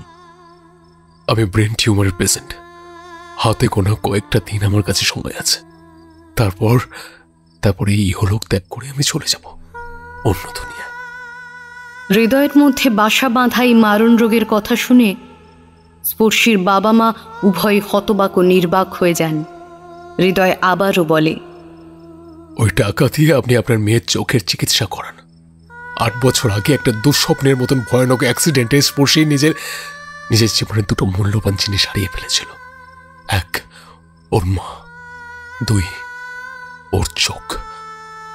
আপনি তো আরো একটা বিয়ে করে ওকে ওর মা বা মায়ের ভালোবাসা, স্নেহ, মায়া, মমতা ফিরিয়ে দিতে পারেননি। অন্তত ওর চোখে কর্নিয়া ট্রান্সপ্ল্যান্টের মাধ্যমে দৃষ্টিটাই ফিরিয়ে দিন, যাতে ওকে অন্য কোনো ব্যক্তির উপর নির্ভরশীল বা বোঝা হয়ে না থাকতে হয়। ও যেন স্বনির্ভর, স্বাবলম্বী হয়ে ওঠে। ব্যাস এতটুকু করুন। কথাগুলো বলে হৃদয় দৃষ্টিকোণ থেকে বেরিয়ে আসতে গিয়েও থমকে যায়। ফিরে তাকিয়ে হৃদয় অনুনয়ের স্বরে বলে, আপনাদের কাছে আমি একটাই অনুরোধ করব, প্লিজ স্পর্শীকে কখনো জানতে দেবেন না যে ব্রেন টিউমারের মতন একটা দুরারোগ্য ব্যাধির শিকার আমি। ও তাহলে খুব কষ্ট পাবে। আমাকে সত্যি নিজের খুব ভালো বন্ধু ভেবেছিল। ও যদি আমার কথা জিজ্ঞাসা করে তবে আপনারা বলবেন হৃদয়কে আপনারা অনেক অনেক টাকা দিয়েছেন, আর সেই টাকা নিয়ে হৃদয় চলে গেছে, চিরকালের মতো ওর জীবন থেকে চলে গেছে। এইটুকু দয়া করবেন প্লিজ। হৃদয় নিজের দুর্বল আর আহত শরীরটাকে টেনে হিঁচড়ে দৃষ্টিকোণ বাড়ি থেকে বার করে নিয়ে আসে। স্পর্শীর রুমের ব্যালকনির দিকে তাকিয়ে থাকে এক দৃষ্টিতে।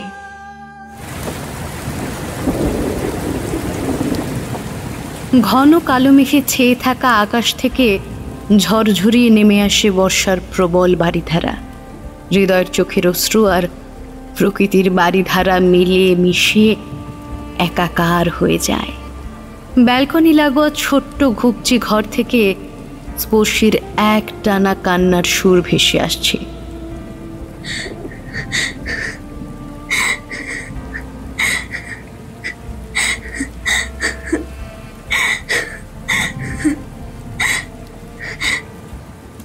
ঝমঝমিয়ে বৃষ্টি পড়ছে আর হৃদয় বৃষ্টি ভেজা রাস্তায় ধীর পায়ে হাঁটছে। স্পর্শীর বাড়িটা ও পেরিয়ে এসেছে অনেক আগেই। বারংবার তার স্পর্শীর কথাগুলো মাথা ও মনের মাঝে ঘুরপাক খাচ্ছে।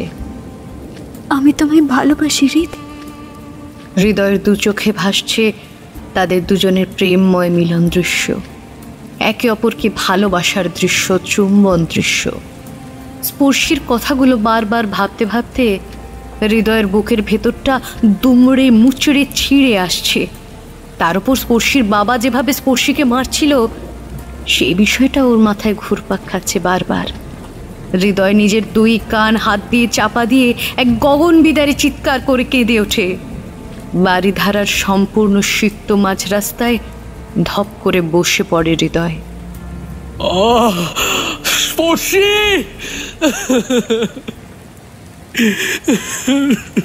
আকাশের দিকে তাকিয়ে উচ্চ স্বরে কাঁদতে কাঁদতে বলে,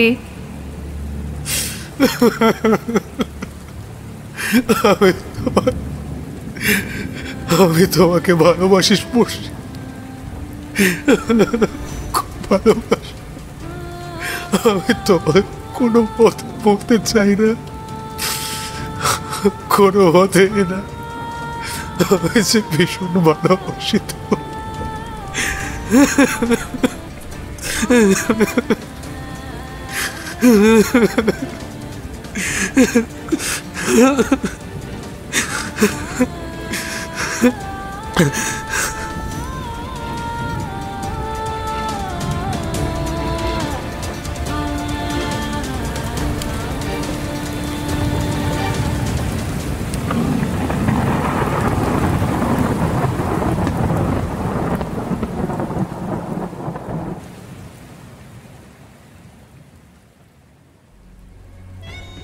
স্পর্শীর সৎ মা স্পর্শীর ঘরে এসে খেকিয়ে ওঠে।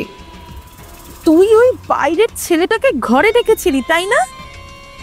কথাটা বলেই উনি স্পর্শীর চুলের মুঠি চেপে ধরে বলেন, খুব সাহস বেড়ে গেছে না তোর? খুব সাহস বেড়ে গেছে তোর আজকাল।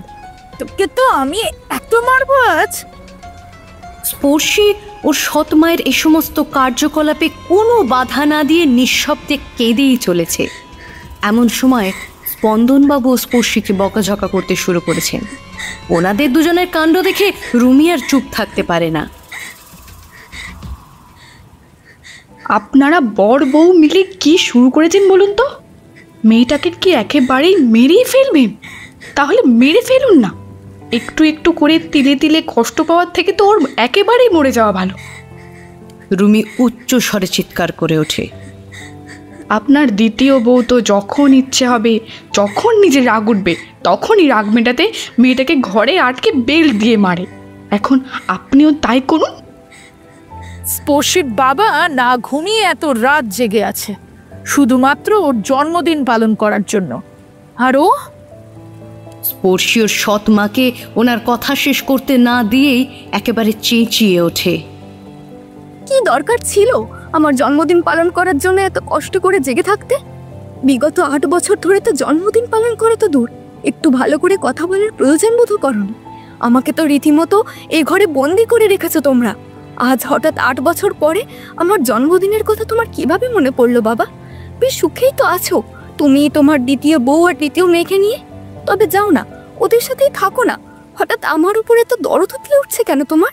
আমার কোনো প্রয়োজন নেই তোমার এই হঠাৎ করে উঠলে ওঠা দরদের। আমি হৃদয়ের কাছে যাব। আমার ভালো লাগে না আর এই বন্দি দশা। নিজের বাড়িতেই নিজে বন্দি হয়ে আছি। আমাকে তো তুমি তোমার বোঝা বলে মনে করো, তাহলে একেবারে মেরে ফেলছো না কেন? তুমি এই জীবনে না তো আমায় মা দিতে পেরেছো, না তোমার চোখের জ্যোতি। আমি বাঁচতে চাই না, হৃদয়কে ছাড়া আমি চাই না বাঁচতে। গত 8 বছরের জমে থাকা সমস্ত রাগ, ক্ষোভ, যন্ত্রণা, দুঃখ, কষ্ট স্পর্শী আজ উগরে দেয়। কথাগুলো বলতে বলতে স্পর্শী কেঁদে কেঁদে মেঝেতে বসে পড়ে। নিজের কোলে মুখ গুঁজে পুনরায় নিজের দুর্ভাগ্যের কথা চিন্তা করে কাঁদতে থাকেও। দৃষ্টিকোণ নিকেতন থেকে বৃষ্টিতে ভিজে মাঝরাতে বাড়ি ফিরেছে হৃদয়। এখনো ধুম জ্বরে ভুগছে, মাঝে মাঝে জ্ঞানও হারাচ্ছে। জ্বরের ঘোরে বিড়বিড়িয়ে বারবার শুধু স্পর্শীর নামই নিচ্ছে।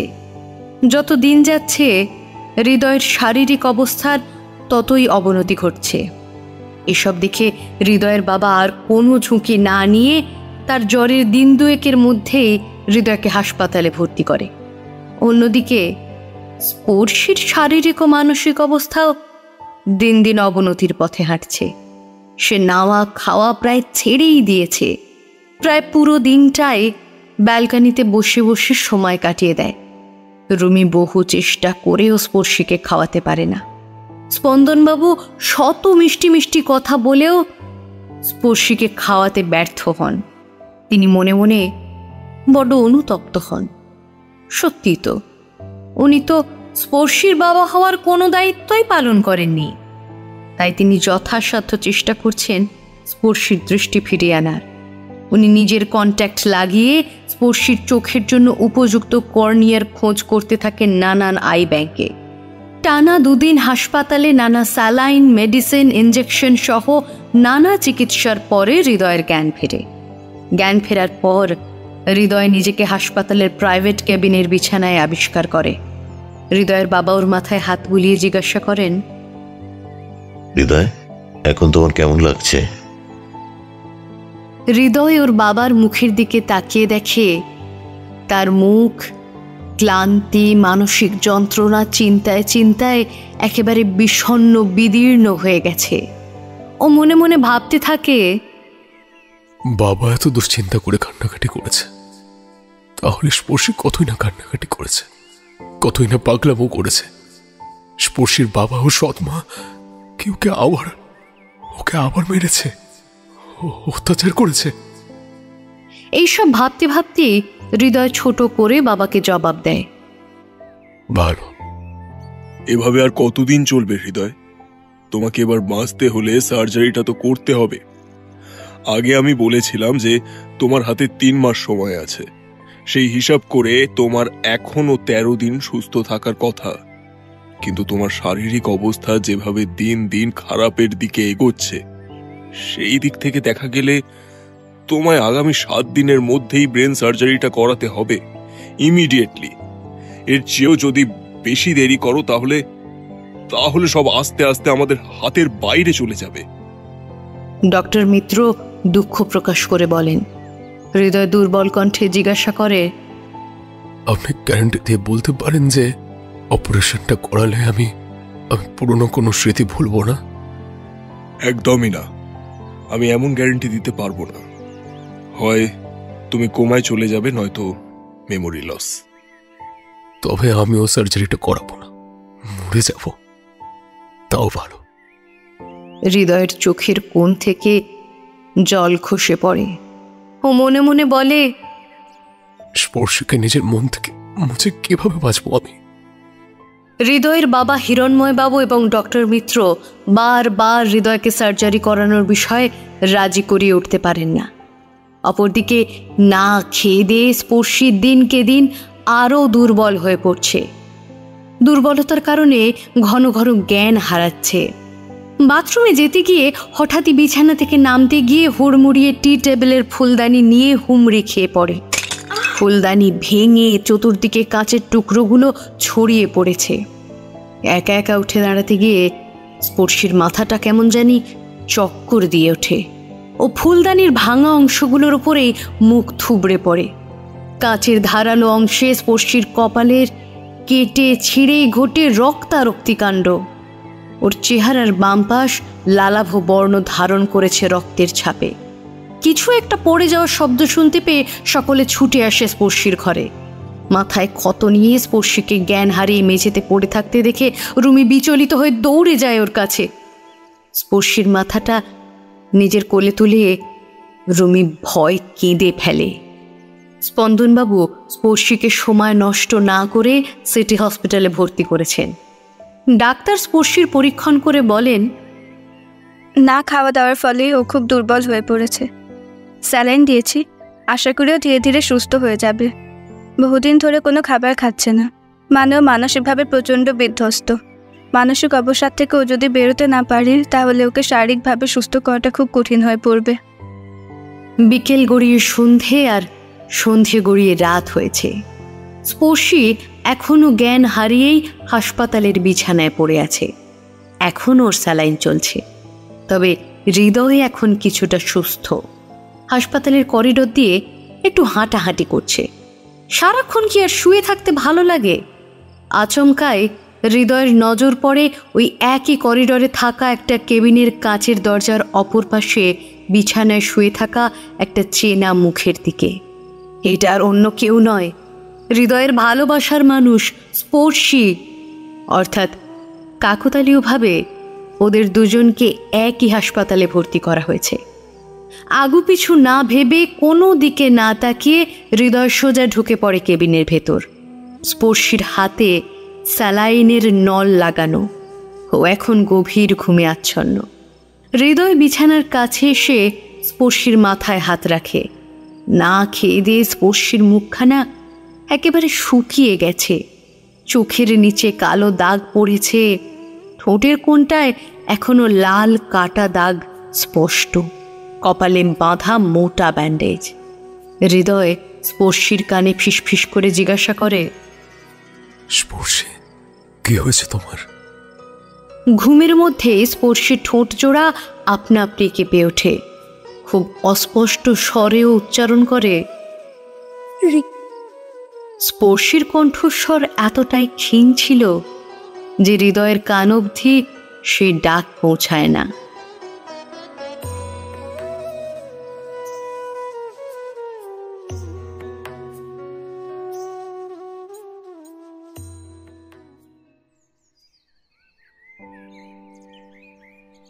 হাসপাতালে স্পর্শী নামের একটা মেয়ে ভর্তি রয়েছে, চোখে দেখতে পায় না, এই করিডোরেই আছে। গতকাল আমি দেখেছি ওকে। আপনি কি একটু খোঁজ নিয়ে বলতে পারবেন যে মেয়েটির হঠাৎ কি হয়েছে?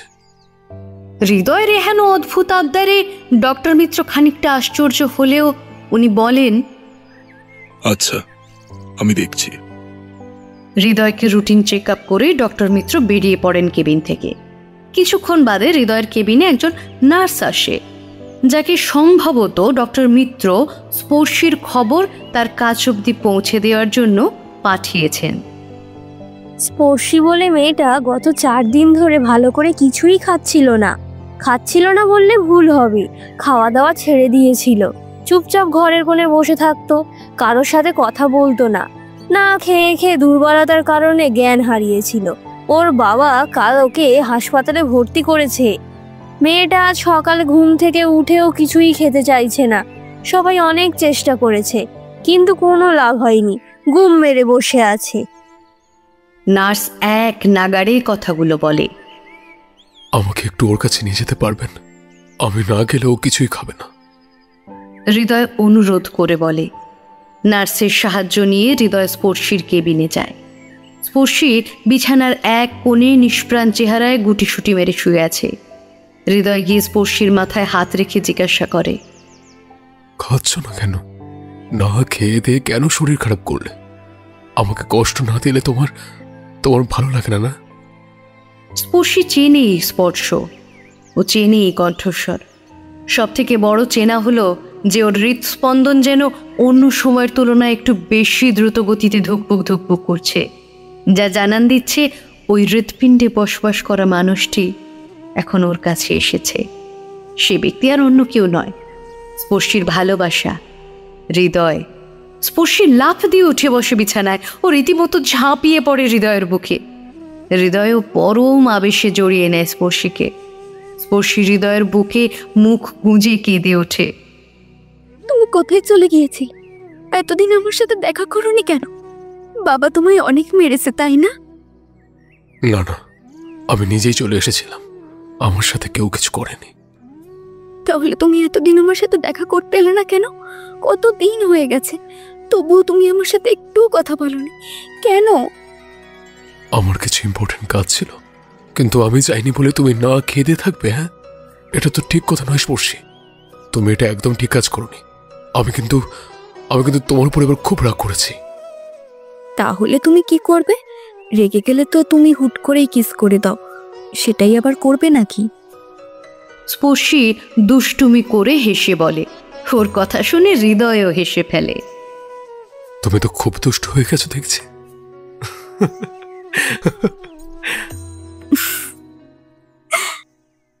দুজনেই পরস্পরের দিকে তাকিয়ে ফিক করে হেসে ফেলে। হৃদয় স্পর্শীর বেডসাইড টি টেবিলে ঢাকা দিয়ে রাখা সুপের বাটি তুলে হাতে নিয়ে বলে, আচ্ছা, অনেক কথা হয়েছে, বাকি কথা পরে হবে। আগে খাবারটা খেয়ে নাও দেখি লক্ষ্মী মেয়ের মতো। এই বলে হৃদয় ফুঁ দিয়ে দিয়ে স্পর্শীকে স্যুপ খাইয়ে দিতে আরম্ভ করে। আর স্পর্শীও বাচ্চা মেয়ের মতো কোনো বায়না না করে চুপচাপ সবটুকু স্যুপ খেয়ে নিতে থাকে হৃদয়ের হাত থেকে। প্রতিদিনের মতো আজকেও ডক্টর মিত্র হৃদয়কে পরীক্ষণ করে বলেন, তোমার শারীরিক অবস্থা আগের থেকে একটু উন্নত হয়েছে, তা বলে তুমি অপারেশন করাবো না বলে যেন নেচো না।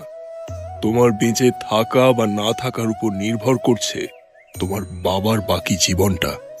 আর কারো না হোক, তুমি অন্তত নিজের বাবার কথাটা একবার চিন্তা করো। হৃদয় নিষ্প্রাণ স্বরে বলে, কেন বারবার এক কথা বলছেন ডক্টর আঙ্কেল? আমি অপারেশন করাবো না। ডক্টর মিত্র উচ্চ স্বরে বলেন, তাহলে তোমায় বাঁচানো আমার পক্ষে অসম্ভব। তোমায় গোটা দুনিয়া ছাড়তে হবে। হ্যাঁ, তাই ভালো। আমি আর বাঁচব না, আমি মরে যাব। আপনি বরং আমার ডেথ সার্টিফিকেটটা তৈরি করতে শুরু করে দিন।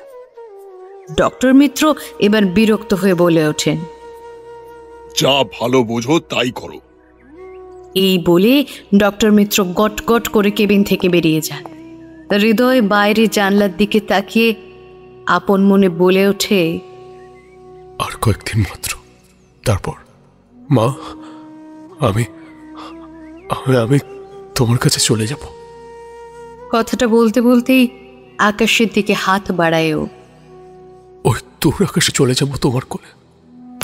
আচমকা কিছু একটা পড়ে যাওয়ার শব্দ শুনে হৃদয় চমকে উঠে পিছনে ফিরে তাকিয়ে আশ্চর্য হয়ে যায়। স্পর্শী ওর কেবিনের দরজায় দাঁড়িয়ে আছে। ওর হাত থেকে স্টিকটা পড়ে গিয়ে শব্দটা হয়েছে। স্পর্শীর সম্পূর্ণ চেহারা জুড়ে একটা অজানা ভয় ও আতঙ্কের ছাপ লক্ষ্য করা যায়।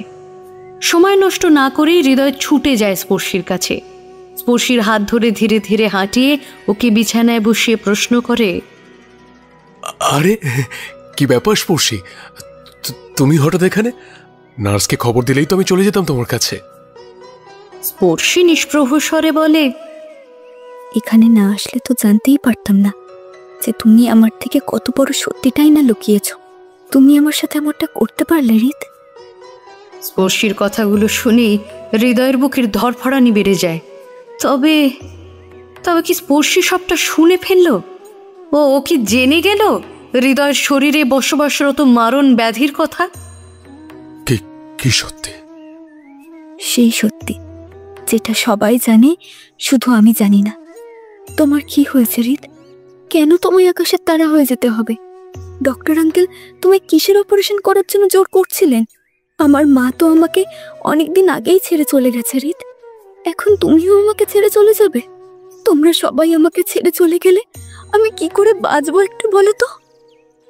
হৃদয় নিজের সপক্ষে যুক্তি দেওয়ার জন্য যখনই কিছু বলতে যাবে, তার আগেই স্পর্শী অশ্রুসিক্ত কণ্ঠে ওর দিকে এক গুচ্ছ প্রশ্ন ছুড়ে দেয়। হৃদয় তার প্রশ্নের কোনো উত্তর দিতে পারে না। স্পর্শী হৃদয়ের হাত ধরে বারবার ঝাঁকাতে ঝাঁকাতে এক নাগাড়ে প্রশ্ন করেই চলে, রিত কি হয়েছে তোমার? বলো না রিত, বলো না প্লিজ প্লিজ রিত বলো। ব্রেন টিউমার, আমার ব্রেন টিউমার হয়েছে। স্পর্শীর বারংবার প্রশ্ন করাতে হৃদয় আর চুপ করে থাকতে পারে না। ও স্পর্শীকে বলেই দেয়, ওর শরীরে দানা বাঁধা রোগ সম্পর্কে বলেই দেয় স্পর্শীকে। স্পর্শী স্তব্ধ হয়ে যায় হৃদয়ের এই ব্রেন টিউমারের কথাটা শুনে। গোটা পৃথিবীটাই ওর কাছে এখন থমকে গেছে। স্পর্শীর কানে শুধু একটা কথাই বারবার ভাসছে, আমার ব্রেন টিউমার হয়েছে। স্পর্শী নার্সের কাছ থেকে আগেই জেনেছিল যে হৃদয়ও এই হাসপাতালে এই করিডোরে কিছু দূরত্বের একটা প্রাইভেট কেবিনে ভর্তি রয়েছে কিছুদিন ধরে। তাই একজন নার্সের সাহায্য নিয়ে সে হৃদয়ের কেবিনে চলে এসেছিল ওর সাথে দেখা করার জন্য। কেবিনে ঢোকার আগেই নার্সের ডাক পড়ে, এই কারণেই অন্য পেশেন্টের কাছে তাকে যেতে হয়। স্পর্শী একা একাই ব্লাইন্ড স্টিক নিয়ে হেঁটে হেঁটে হৃদয়ের কেবিনের দিকে পা বাড়ায়। আর তার কেবিনের দিকে আসতেই স্পর্শী জীবনের আরও একটা অপ্রিয় সত্য জেনে ফেলে। কলেজে পড়াকালীন আমি শারীরিকভাবে হঠাৎ করে দুর্বল হয়ে যেতে থাকি। প্রথমে আমল দিইনি বিষয়টার উপর, তারপর যত দিন যেতে থাকে ততই আমার অবস্থা আরো খারাপ হতে থাকে। বহু ডক্টর দেখিয়েছি, কিন্তু কেউ ধরতে পারেনি। ধীরে ধীরে শারীরিক দিক থেকে আমি আরো ভেঙে পড়ি। তারপর আমি ডক্টর মিত্র ডক্টর আঙ্কেলের কাছে আসি। উনি আমার সব রকম মেডিকেল টেস্ট করান, আর সেখানেই ধরা পড়ে যে আমি ব্রেন টিউমারে আক্রান্ত। তোমার সাথে দেখা হওয়ার দিনই ডক্টর আঙ্কেল আমায় জানান, আমাকে খুব পরিষ্কারভাবে জানান যে আমার হাতে আর মাত্র 3 মাস সময় আছে। আমাকে যদি বাঁচতে হয় তবে আমায় ব্রেন সার্জারিটা করতেই হবে, নইলে আমাকে বাঁচানো অসম্ভব। হৃদয় একে একে স্পর্শীকে সম্পূর্ণ ঘটনা খুলে বলে। তাহলে করে ফেলো অপারেশনটা। অপারেশন করে ফেললে তো তুমি ভালো হয়ে যাবে, সুস্থ হয়ে যাবে। ডক্টর আঙ্কেল তোমায় বারবার অপারেশন করতে বলছেন, কিন্তু তুমি রাজি হচ্ছ না কেন রিত? স্পর্শী আশ্চর্য হয়ে জিজ্ঞাসা করে, হৃদয় উত্তেজিত হয়ে ওর প্রশ্নের জবাবে বলে, আমি ওই ব্রেন সার্জারিটা করতে চাই না, আর আমি সার্জারি করাবো না, কোনো মতেই না। হৃদয়ের জবাবে স্পর্শী হতবাক হয়ে যায়। স্পর্শী শূন্যে হাতড়ে হাতড়ে হৃদয়ের হাত ধরে শান্ত কণ্ঠে জিজ্ঞাসা করে, তুমি কেন সার্জারি করাতে চাইছো না রিত? স্পর্শীর হাতটা ধরে হৃদয় শান্ত স্বরে বলে, সার্জারিটা করালে আমি সুস্থ হব ঠিকই, হয় আমি কোমায় চলে যাব অনন্তকালের জন্য, আর নয়তো। হৃদয় এখানেই থমকে যায়। স্পর্শী কাঁপা কাঁপা স্বরে জিজ্ঞাসা করে, আর নয়তো? নয়তো কি? আর নয়তো মেমোরি লস। আমি আমার পুরনো সব স্মৃতি ভুলে যাব, আর আর সাথে তোমাকেও। হৃদয়ের গলার স্বর আটকে যায় ওর কণ্ঠনালীতে। বেশ খানিকক্ষণ নীরব থাকে উভয়। গোটা কেবিন জুড়ে বিরাজ করছে পিনপতন নিস্তব্ধতা। হৃদয় জানলার বাইরে আকাশের দিকে এক দৃষ্টি তাকিয়ে আছে, আর স্পর্শী গুম মেরে বসে আছে হৃদয়ের বিছানায়। ওকে ভুলে যাওয়ার কথাটা শুনে স্পর্শীর বুকে ঝড় ওঠে।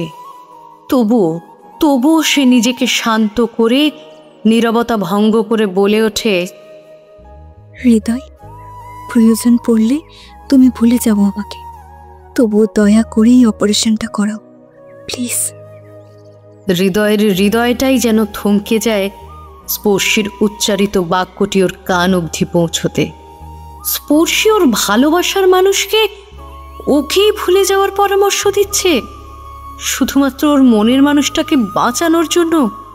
হৃদয় এক দৌড়ে এসে স্পর্শীকে বুকে টেনে নিয়ে বলে, তুমি তুমি এটা কি বলছো স্পর্শী? আমি তোমাকে ভুলে যাব? আমি আমি আমি কখনো এটা মানতে পারবো না, কখনো না। আমি তো শেষ হয়ে যাব। হৃদয় স্পর্শীর গালে হাত রাখে। স্পর্শী ওর গালে হাত রাখা হৃদয়ের হাত ধরে বলে, আমাকে ভুলে গেলেও চলবে রিত, কিন্তু এই পৃথিবীতে আমি থাকবো অথচ তুমি থাকবে না। আমি এটা কিছুতেই মানতে পারবো না। এই পৃথিবীর বুকে আমি শ্বাস নেব, তুমি নেবে না।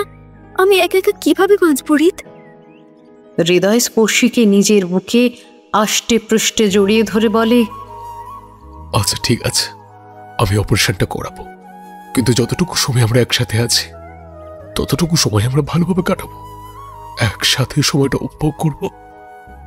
স্পর্শীর দুশ্চিন্তা দূর করার জন্য হৃদয় তো বলে দিল যে ওর সার্জারি করাবে, কিন্তু হৃদয় সার্জারিটা কখনোই করাবে না। ওর জীবদ্দশায় স্পর্শীকেও কিছুতেই ভুলে বাঁচতে পারবে না। আরও একবার যদি স্পর্শীকে ভুলে যায় তখন স্পর্শীর কি হবে? ওর পরিবারও তো মোটেই স্পর্শীর দায়িত্ব ঠিকমতো পালন করছে না। হৃদয় মনে মনে বিড়বিড় করে বলে, আমি তোমাকে ভুলে বাঁচতে পারবো না স্পর্শী। নিজের প্রিয় মানুষটাকে ভুলে যাওয়ার চাইতে আমার কাছে মৃত্যুই শ্রেয়।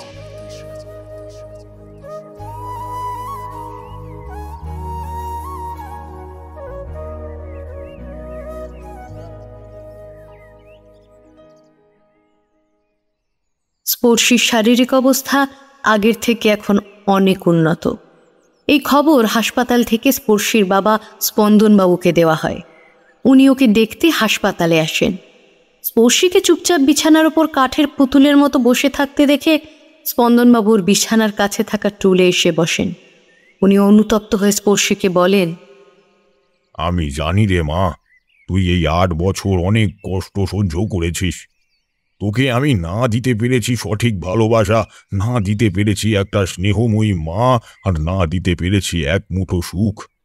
কিন্তু হৃদয় ছেলেটা আমার চোখ খুলে দিয়েছে। আমি তোকে তোর মা হয়তো ফিরিয়ে এনে দিতে পারবো না, কিন্তু তোকে আমি তোর দুটো চোখের দৃষ্টি ঠিকই ফিরিয়ে দেব।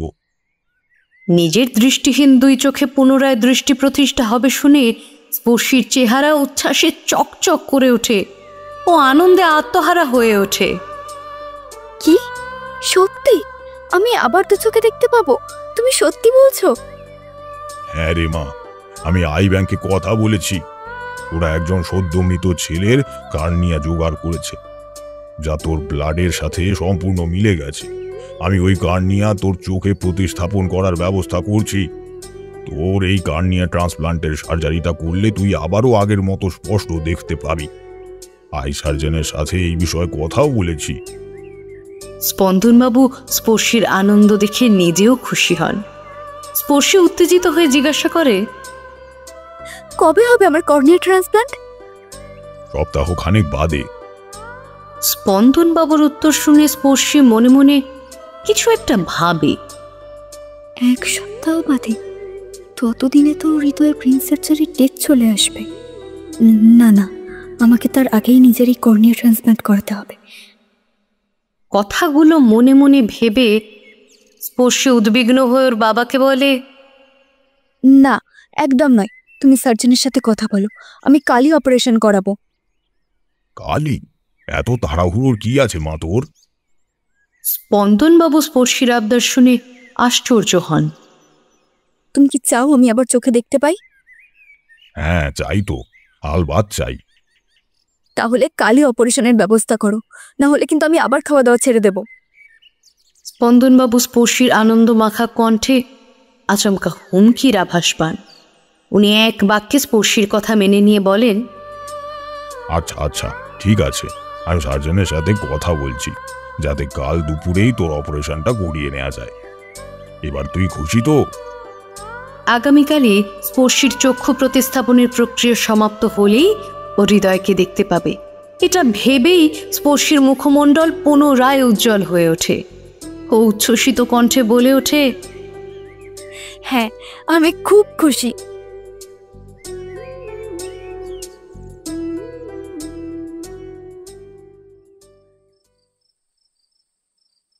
ঘড়ির কাঁটায় টিকটিক করে রাত 12টা বাজে। এ সময় চতুর্দিক শুনশান এবং নিস্তব্ধ। নার্স সহ হাসপাতালের সকল কর্মচারীরা এখন তন্দ্রায় আচ্ছন্ন। স্পর্শী পা টিপে টিপে অত্যন্ত সন্তর্পণে নিজের কেবিন থেকে বেরিয়ে আসে হৃদয়ের কেবিনে যাওয়ার উদ্দেশ্যে। আগের বারে বুদ্ধি করে হৃদয়ের কেবিনে যাওয়ার সময় ও কত পা হেঁটে নিজের গন্তব্যে পৌঁছেছিল সেটা গুণে রেখে দিয়েছিল। এবার সেটাই ও কাজে লাগায়।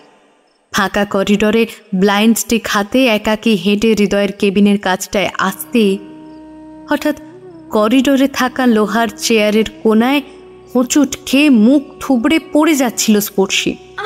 সঙ্গে সঙ্গে এক জোড়া হাত ওকে ধরে পড়ে যাওয়ার হাত থেকে বাঁচায়। পড়ে যাওয়ার হাত থেকে বাঁচতে স্পর্শী নিজেও খামচে ধরে সেই আগন্তুকের পোশাক। এই আগন্তুকটি আর কেউ নয়, স্বয়ং হৃদয়। একা একা কেবিনে শুয়ে বসে থেকে হৃদয়ের আর ভালো লাগছিল না, ঘুমও আসছিল না। তাইও নিজেই যাচ্ছিল স্পর্শীর সাথে দেখা করতে। কেবিন থেকে বেরিয়েই হৃদয় দেখে স্পর্শী হোঁচট খেয়ে পড়ে যাচ্ছে। তখনই ও চটজলদি স্পর্শীকে ধরে নেয়।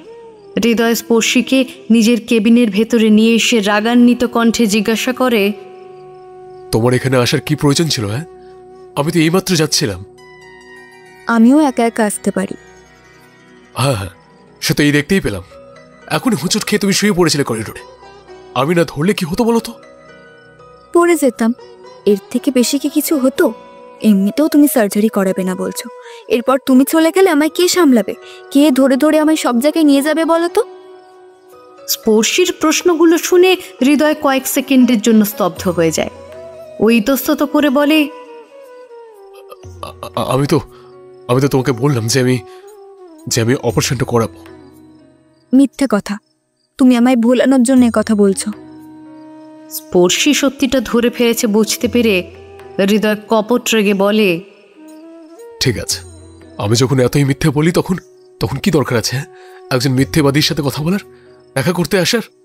কষ্ট করে এতদূর আসার কি প্রয়োজন ছিল? না না, তুমি এখান থেকে এক্ষুনি নিজের কেবিনে চলে যাও। কথাটা বলেই হৃদয় রাগে নিজের বিছানায় বসে জোরে জোরে পা দোলাতে থাকে। বিছানা থেকে কিছুটা দূরে দাঁড়িয়ে থাকা স্পর্শীর কানে হৃদয়ের জোরে জোরে পা দোলানোর মৃদু শব্দ আসে। স্পর্শী নিজের অনুভব ও শ্রবণ শক্তিকে কাজে লাগিয়ে ধীর পায়ে হৃদয়ের কাছে এসে দাঁড়ায়। আন্দাজে হৃদয়ের গালে হাত রাখেও। হৃদয়ের মাথাটা ঘোরানো ছিল ওর কেবিনের জানালার দিকে। হৃদয় নিষ্পলক নজরে দেখছিল জানালার বাইরের আকাশ। স্পর্শীর হাতে ছোঁয়া পেতে সে মাথা ঘুরিয়ে স্পর্শীর দিকে তাকায়। স্পর্শী হৃদয়ের সম্পূর্ণ মুখমণ্ডল নিজের 2 হাতে আলতো করে বোলায়। হৃদয় হতবাক হয়ে স্পর্শীর দিকে তাকিয়ে থাকে। স্পর্শী ঠিক কি করতে চাইছে এটাও বোঝে না, তবে বাধাও দেয় না। হৃদয় নিজেও উৎসুক হয়ে জানতে চায় যে স্পর্শীর মাথায় আসলে চলছেটা কি। হৃদয়ের গোটা চেহারায় হাত বোলাতে বোলাতে স্পর্শীর আঙুল এসে থামে ওর ঠোঁটের ওপর। হৃদয়ের ঠোঁট আন্দাজ করে স্পর্শীর ঠোঁটের কোণায় একটা দুষ্টু হাসি খেলে যায়। হৃদয় কিছু বুঝে ওঠার আগেই স্পর্শী ওর অধর যুগল ডুবিয়ে দেয় হৃদয়ের ঠোঁটে। আচমকা স্পর্শীর হেন কার্যক্রমে হকচকিয়ে যায় হৃদয়। ভালোবাসার মানুষের অমোঘ আকর্ষণের ডাকে সাড়া না দিয়ে হৃদয় আর থাকতে পারে না। ও স্পর্শীর কোমর আঁকড়ে ধরে ওকে নিজের সাথে মিশিয়ে নেয়। উভয় মেতে ওঠে ভালোবাসার চুম্বনে। দীর্ঘক্ষণ পর যখন পরস্পরের শ্বাস বন্ধ হওয়ার জোগাড় হয়, তখন হৃদয় স্পর্শীর ঠোঁট উন্মুক্ত করে দেয়। দুজনেই লম্বা লম্বা শ্বাস নিয়ে বুকে মুক্ত বাতাস ভরতে থাকে। হৃদয় 2 হাত বাড়িয়ে জড়িয়ে ধরে স্পর্শীর বুকে নীরবে মাথা রাখে। এটা ওর জন্য অন্য এক শান্তির স্থান। হৃদয়ের চোখের কোণ বেয়ে গড়িয়ে পড়া অশ্রুবিন্দুগুলো ভিজিয়ে দিচ্ছে স্পর্শীর পোশাক। হৃদয়ের নিঃশব্দ কান্না স্পর্শীর হৃদয়কে সিক্ত করে তুলেছে। স্পর্শী হৃদয়ের মাথায় হাত বুলিয়ে মৃদুস্বরে জিজ্ঞাসা করে, কি হয়েছে হৃদ? তুমি কাঁদছো কেন? হৃদয় কান্না ভেজা গলায় বলে ওঠে, আমি তোমাকে ছাড়া থাকতে পারবো না স্পর্শী। আমি চাই সিদ্ধান্ত নিই না কেন, কষ্ট তো আমাকে পেতেই হবে। আমি কিছুতেই ভালো থাকতে পারবো না। আমি তোমাকে হারিয়ে ফেলবো স্পর্শী। আমি চাই না সেটা। তুমি কেঁদো না হৃদ, শান্ত হও। আমার কাছে একটা বুদ্ধি আছে, যাতে তোমার অপারেশনটাও ভালোই হবে আর আমরা আলাদাও হব না। হৃদয় স্পর্শীর কথাটা শুনে চট করে ওর বুক থেকে মাথা তোলে। অশ্রুসিক্ত নয়নে ও স্পর্শীর দিকে তাকিয়ে জিজ্ঞাসা করে, কি বুদ্ধি? কি এমন উপায় আছে স্পর্শী যাতে সমস্ত প্রশ্নের সমস্যার সমাধান হয়ে যাবে? বাবা আমায় আজ বলল যে বাবা আই ব্যাংকে কথা বলেছে আর আমার ব্লাড গ্রুপ ম্যাচ করা একটা কর্নিয়াও পেয়েছে।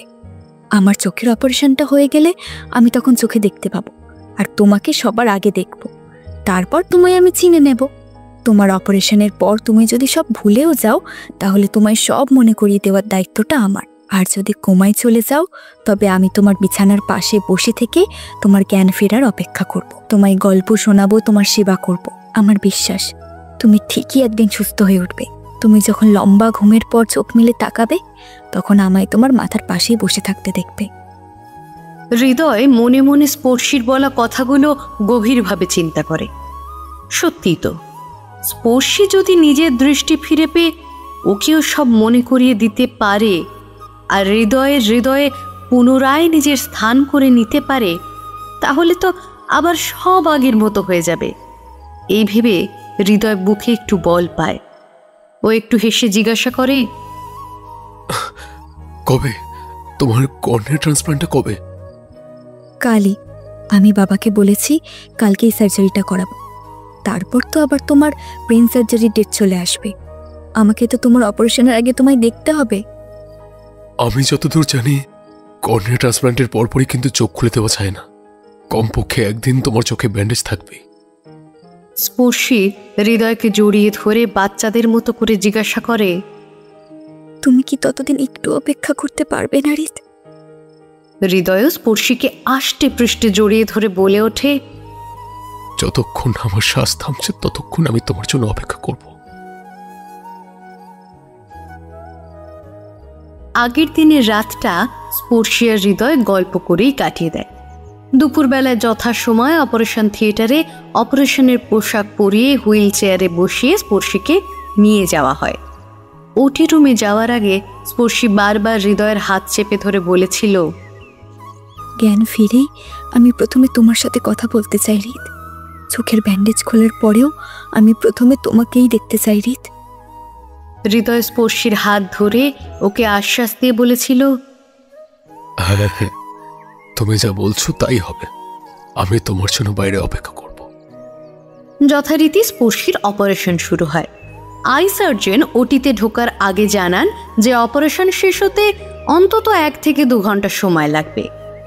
স্পর্শীর কর্নিয়া ট্রান্সপ্লান্ট শেষ হওয়ার জন্য নিজের কেবিনেই অপেক্ষা করছিল হৃদয়। আজ বাদে কাল স্পর্শী ওকে নিজের চোখে দেখতে পাবে, এই উত্তেজনায় হৃদয় যেন তর্স হয়েছিল না।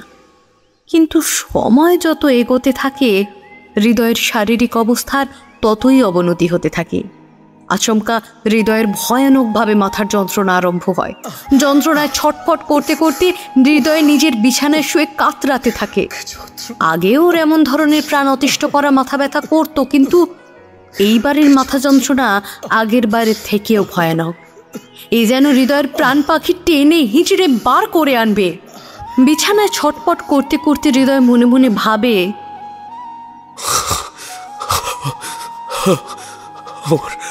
আমার হঠাৎ এত এত কেন যন্ত্রণা হচ্ছে? আমি স্পর্শের অপারেশন শেষ হওয়ার আগে কি মরে যাব? হে ভগবান, আমার কি স্পর্শের সাথে আর দেখা হবে না? এত কেন যন্ত্রণা? এই ভাবনাগুলো মাথায় আসতেই যন্ত্রণায় হৃদয়ের চোখ থেকে খসে পড়ে কয়েক ফোঁটা জল। বহু কষ্টে নিজের দুর্বল যন্ত্রণায় নেতিয়ে পড়া দেহটা তুলে নিয়ে হৃদয়ের ব্যাগের কাছে যায়। এক হাতে নিজের মাথা চেপে ধরে অন্য হাত দিয়ে নিজের ব্যাগ হাতড়ে একটা ডায়েরি বের করে হৃদয়। এই ডায়েরিতেই ওর আর স্পর্শীর সমস্ত সুন্দর মুহূর্তের স্মৃতিগুলো রয়েছে।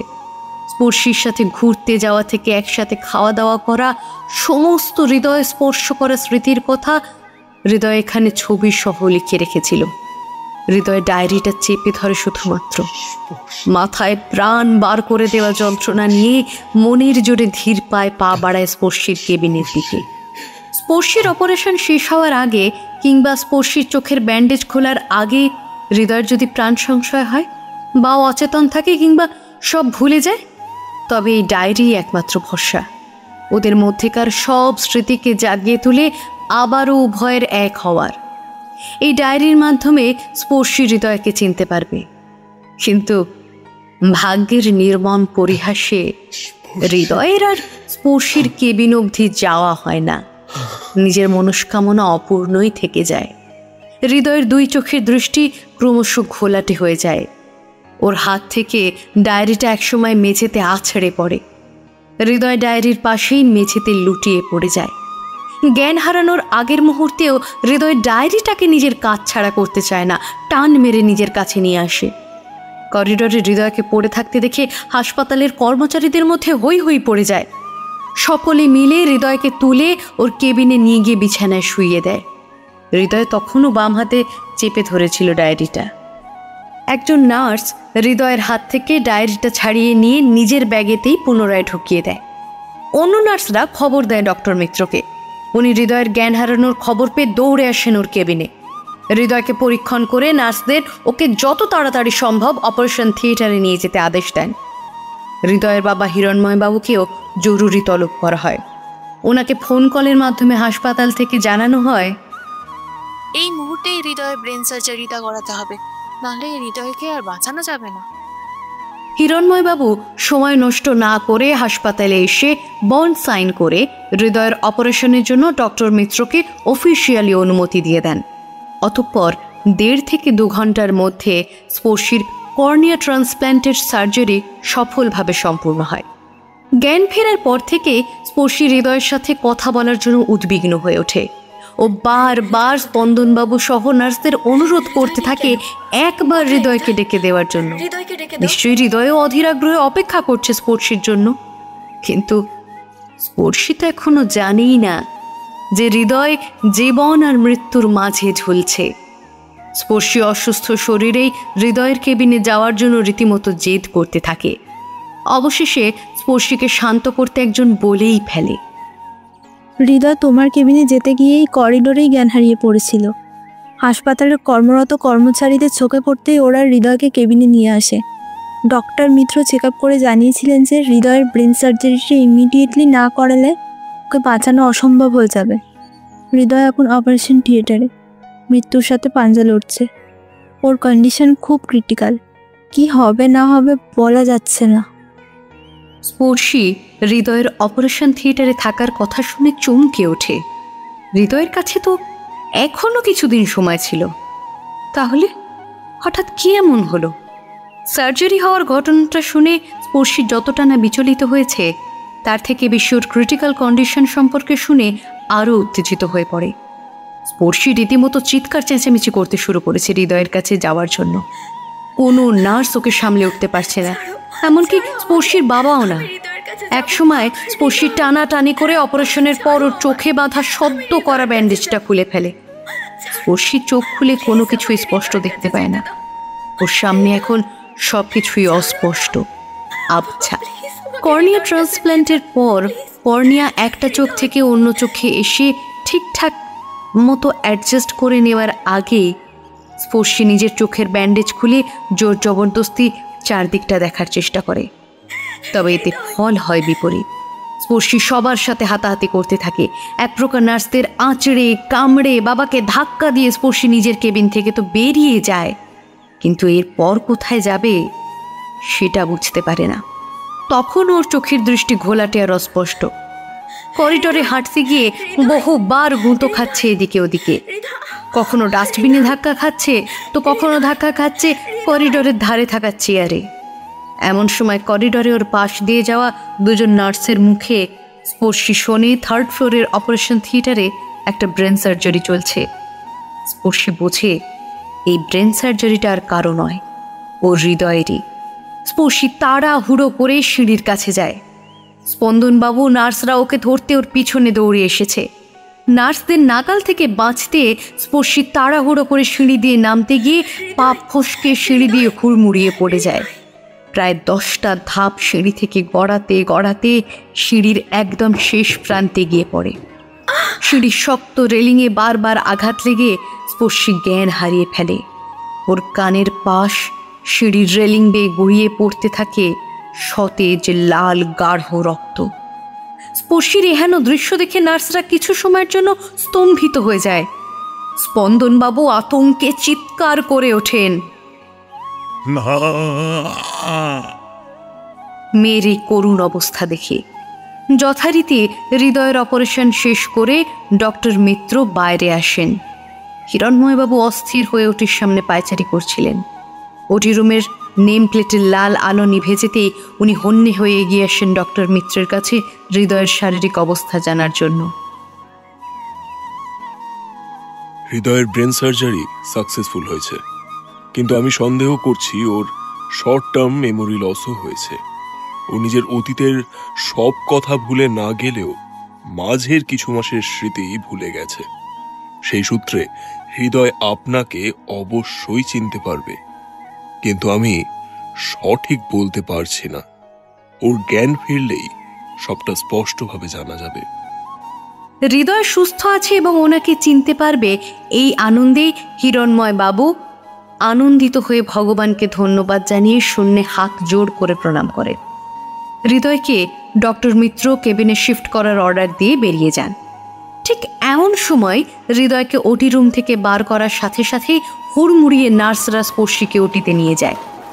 দুজনের স্ট্রেচারই একে অপরকে অতিক্রম করে চলে যায়, কিন্তু আক্ষেপ কেউ কাউকে দেখার বা ছোঁয়ার অবস্থাতেই নেই। সিঁড়ি থেকে পড়ে গিয়ে মাথায় আঘাত লাগার দরুন স্পর্শীরও একটা ছোট্ট ব্রেন সার্জারি করাতে হয়। সার্জারি শেষে সার্জন চিন্তিতভাবে স্পন্দনবাবুকে জানান, স্পর্শীর মাথার আঘাতটা বেশ গভীর এবং জোরালো, প্রচুর রক্তক্ষরণও হয়েছে, তবে চিন্তার কারণ নেই। স্পর্শী আপাতত বিপদমুক্ত আছে। অপারেশন সাকসেসফুল হয়েছে, কিন্তু আমার ধারণা স্পর্শীর মেমোরি লস হয়ে গেছে। ও হয়তো আপনাকে চিনতে পারবে না, আবার এমনটা নাও হতে পারে। ওর জ্ঞান না ফিরলে স্পষ্টভাবে কিছু বলা যাচ্ছে না এখনো। চিনতে পারুক আর না পারুক, স্পর্শী যে বেঁচে আছে এবং সুস্থ আছে এটা জেনেই স্পন্দনবাবু হাঁপ ছেড়ে বাঁচেন। সময় বয়ে যায় চলমান তটিনীর ন্যায়। ইতিমধ্যেই প্রায় 6 বছর কেটে গেছে। স্পর্শী এখন চোখে স্পষ্ট দেখতে পায়, তবে সেদিন সার্জনের আশঙ্কাই সঠিক ছিল। স্পর্শীর স্মৃতি ভ্রংশ ঘটেছে। ওর স্মৃতি থেকে শুধু ওর ভালোবাসার মানুষ হৃদয়ই নয়, ওর পরিবার, বাবা, মৃতা মা, অত্যাচারী সৎ মা, বন্ধুর মতো পাশে থাকা রুমি সকলেই মুছে গেছে। এখন সে লেডিস হস্টেলেই থাকে। এখন স্পর্শী শুধু জানে ওর মা, বাবা আর বোন আছে। এর থেকে বেশি কিছুই ও জানে না, হয়তো জানানো হয়নি। স্পর্শীকে হাসপাতাল থেকে আনার আগেই রুমিকে দৃষ্টিকোণ ছাড়া করেছে ওর সৎমা। তাই রুমিও স্পর্শীকে ওর অতীত সম্পর্কিত কোনো কথাই বলতে পারেনি। স্পর্শী এখন নিজের স্বপ্ন পূরণের পথে হাঁটছে। ওয়ার্ল্ড ট্যুর করে বিভিন্ন স্থানের ছবি তোলা এবং নিজের একটা ফটো স্টুডিও তৈরি করাই হলো ওর একমাত্র লক্ষ্য। অন্যদিকে হৃদয়ও নিজের জীবনে অনেকটা এগিয়ে গেছে। এখন ও একজন সফটওয়্যার ইঞ্জিনিয়ার হিসেবে নিজেকে জীবনে প্রতিষ্ঠিত করতে পেরেছে। ডক্টর মিত্রর বলা কথাগুলো অক্ষরে অক্ষরে প্রতিফলিত হয়েছিল বাস্তবে। হৃদয় স্পর্শীর মতো সব কিছু ভুলে না গেলেও জীবনের শ্রেষ্ঠ উপভোগ করা মুহূর্তগুলো আর ভালোবাসার মানুষটাকেই ও ভুলে গেছে। উভয়কে ভুলে অতিবাহিত করে ফেলল প্রায় 5 থেকে 6 বছর। ওরা দুজনেই নিজের জীবনে হাজার কাজে ব্যস্ত থাকলেও দিনের শেষে ওরা খুব গুরুত্বপূর্ণ কিছুর অভাব যেন অনুভব করে। ওদের যেন খালি মনে হয় ভাগ্যের নির্মম পরিহাসে কোনো একটা বিশেষ জিনিস ওরা হারিয়ে ফেলেছে। প্রতিদিনের মতোই হৃদয় অফিসে যাওয়ার জন্য মেট্রো স্টেশনে গিয়ে পৌঁছয়। হুড়োহুড়ি করে মান্থলি পাস ব্যবহার করে এসকেলেটরের মাধ্যমে উঠে যায় কম্পার্টমেন্টে। হৃদয় যে মেট্রো ধরবে সেই মেট্রো তখনও এসে পৌঁছয়নি। স্টেশনে তখন দাঁড়িয়েছিল অপর দিকে যাওয়ার মেট্রোটি। হৃদয় হেঁটে এগিয়ে যাচ্ছিল মেট্রোর সেই খোলা দরজাগুলোর পাশ দিয়ে। হঠাৎ কি এক অমোঘ আকর্ষণে ওর পা দুটো একটা নির্দিষ্ট বগির সামনে এসে থমকে যায়। অস্বাভাবিকভাবে বৃদ্ধি পায় ওর হৃৎস্পন্দনের গতি। তবে শুধুমাত্র যে হৃদয়ের হৃৎস্পন্দনের গতির মাত্রায় বৃদ্ধি পেয়েছে এমনটা নয়, ওর হৃৎপিণ্ডের সাথে অন্য একটা হৃৎপিণ্ড তাল মিলিয়ে দ্রুত গতিতে স্পন্দিত হয়ে চলেছে। হৃদয় মেট্রোর খোলা দরজা দিয়ে বগির ভিতর চোখ রাখে। অকস্মাৎ একটি পিছনে ঘুরে দাঁড়িয়ে থাকা মেয়েটি আচমকা হৃদয়ের দিকে ফিরে দাঁড়ায়। হৃদয়ের মতো ওর হৃৎপিণ্ড প্রবল গতিতে স্পন্দিত হচ্ছে এখন। এই মেয়েটার কেউ নয়, স্বয়ং স্পর্শী। প্রায় 6 বছর বাদে ওরা দুজন পরস্পরের সামনে, কিন্তু কেউই কাউকে মনে করতে পারছে না। ওদের দুজনের দৃষ্টি মিলেমিশে একাকার হয়ে গেছে এক অদৃশ্য সরল রেখায়। দুজনেই হারিয়ে গেছে দুজনের নয়নের সমুদ্রের গভীরতায়। হৃদয় নিষ্পলক স্পর্শীর দিকে তাকিয়ে থেকে ওকে ছোঁয়ার উদ্দেশ্যে হাত বাড়ায়। স্পর্শকে দেখে ওর বড্ড চেনা চেনা মনে হচ্ছে। এমন সময় স্পর্শীও নিজের অজান্তেই হৃদয়কে ছুঁতে হাত বাড়িয়ে এগিয়ে যায় সামনের দিকে। তবে নির্দিষ্ট সময়সীমা শেষ হয়ে যাওয়ার দরুন মেট্রোর অটোমেটিক সিস্টেমের ডোর লক হয়ে যায়। দুজনের হাতে গিয়ে স্পর্শ করে মেট্রোর কাঁচে, পরস্পরের হাতের উপর। ওদের হাত একে অপরকে স্পর্শ তো করেছিল, কিন্তু দুর্ভাগ্যবশত মাঝে ছিল মেট্রোর একটা কাঁচের দরজা। ধীর গতিতে মেট্রো চলতে আরম্ভ করে। স্পর্শী দরজা ঘেঁষে দাঁড়িয়ে হৃদয়কে দেখতে চেষ্টা করতে থাকে, আর হৃদয়ও মেট্রোর সেই বগির পাশাপাশি ছুটতে আরম্ভ করে। কিছুটা দূর অবধি ছুটে যাওয়ার পর হৃদয় মেট্রোর গতির কাছে হার মেনে নেয়। মেট্রো চলে যায় নিজ গন্তব্যের পথে, আর হৃদয়কে থামতে হয় সেখানেই। মেট্রো চলে যেতেই হৃদয় নিজের বুকের বাম পাশে হাত রেখে অনুভব করে যে ওর হৃদয় স্বাভাবিক হয়ে গেছে, তবে কোনো গুরুত্বপূর্ণ কিছুকে হারিয়ে ফেলার ব্যথা অনুভূত হচ্ছে। কিছু একটা মনে করে হৃদয় চটজলদি ওর পিঠে থাকা ব্যাগ খুলে উন্মাদের মতো হাতড়াতে থাকে। সেই ব্যাগের এক কোণাতেই পেয়ে যায় সেই ডায়েরিটা, যেটা স্পর্শীকে দিতে চেয়েছিল কিন্তু পারেনি। ঘুরে ফিরে এই ডায়েরি আবার নার্সের হাত ধরে ওর ব্যাগেই ফিরে এসেছিল। হাসপাতাল থেকে ফিরে ডায়েরিটা বহুবার চোখে পড়েছে হৃদয়ের, কিন্তু পড়াশোনার চাপ আর শারীরিক অসুস্থতার কারণে কখনো নিজের লেখা ডায়েরিতেই চোখ বোলানোর সময় পায়নি। তবে আজ যেন ওর মনে হচ্ছে ডায়েরিটা এখন না দেখলে, এখন না পড়লে হয়তো অনেক দেরি হয়ে যাবে। ততক্ষণে দ্বিতীয় মেট্রো এসে পৌঁছয়। অফিসে যাওয়ার মেট্রো না ধরে হৃদয়ের বিপরীত দিকের মেট্রোতে উঠে যায়। দরজার কাছে দাঁড়িয়ে হৃদয় ডায়েরিটা চোখ বোলাতে আরম্ভ করে। ডায়েরির প্রতিটা কোনায় কোনায় শুধু ওর আর স্পর্শীর সুন্দর মুহূর্তের ছবি, সাথে মুহূর্তগুলোর বর্ণনাও করে রেখেছিল হৃদয়। যত ডায়েরির এক একটা পৃষ্ঠা উল্টাচ্ছে ততই ও আশ্চর্য হয়ে যাচ্ছে। মেয়েটাকেও সত্যি চেনে, তাই তো ওর কাছে মেয়েটাকে চেনা চেনা ঠেকছে। যথারীতি পরবর্তী স্টেশনে ঢুকতে না ঢুকতেই হৃদয় স্পর্শীকে কম্পার্টমেন্টে খেয়াল করে। মেট্রো স্টেশনে থেমেই দরজা খুলে গেলে হৃদয় হুড়মুড়িয়ে বাইরে বার হওয়ার চেষ্টা করে। স্টেশনে উপচে পড়া লোকজনের ভিড়ে ধাক্কা খেয়ে স্টেশনে হুমড়ি খেয়ে পড়ে। আজও মাটিতে পড়ে গিয়েও হৃদয় কিন্তু ওর ডায়েরিটা ছাড়েনি, ঠিক শক্ত করে ধরে রেখেছে। এমন সময় ওর সামনে এক জোড়া মেয়েলি পা এসে থামতে দেখেও। মাথা তুলে দেখে এই সেই মেয়েটা যাকে খুঁজতে হৃদয় ভিড়ের মধ্যে এতক্ষণ ধাক্কাধাক্কি করছিল। স্পর্শী ওকে ধরে উঠে দাঁড়াতে সাহায্য করে, ঠিক যেমনটা প্রথম দেখায় হৃদয় স্পর্শীকে তুলে দাঁড় করিয়েছিল। ওরা এক দৃষ্টে একে অপরকে গভীরভাবে পর্যবেক্ষণ করতে ব্যস্ত হয়ে পড়ে। যাত্রীবাহী মেট্রো চলে যায় দ্রুত গতিতে। তখন ওদের দৃষ্টি এক মুহূর্তের জন্য কাঁপেনি। ওরা দুজনে স্পষ্ট শুনতে পাচ্ছে উভয়ের দ্রুত গতিতে স্পন্দিত হয়ে চলা হৃদস্পন্দনের শব্দ। ওদের উভয়ের হৃদয় স্পন্দিত হতে হতে যেন নিঃশব্দে প্রশ্ন করে চলেছে, আমি কি ওকে চিনি? আগে কখনো কি দেখা হয়েছে আমাদের? আমি তো কিছুই মনে করতে পারছি না। কিন্তু কিন্তু আমাদের হৃদস্পন্দন যে জানান দিচ্ছে এই হৃদয় দুটি একে অপরকে চেনে, খুব ভালোভাবে চেনে। হৃদয় আর স্পর্শী পরস্পর পরস্পরের দিকে তাকিয়ে থাকতে থাকতে আচমকা একত্রে প্রশ্ন করে ওঠে, আমি কি আপনাকে চিনি? একসাথে প্রশ্নটা করে ওরা দুজনেই অপ্রস্তুত হয়ে যায়। পুনরায় ওরা একে অপরকে একসাথেই বলে ওঠে, আমার মনে হচ্ছে আমাদের আগেও দেখা হয়েছে।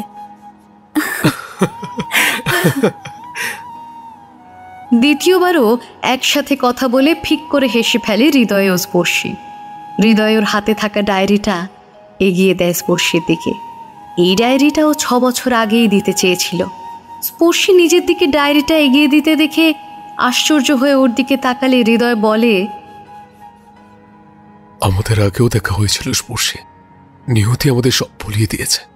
আমাদের ভুলে যাওয়া সমস্ত স্মৃতি আবারও ফিরিয়ে আনার সময় হয়ে গেছে। চলো একসাথে চা খেতে খেতে স্মৃতিচারণ করি।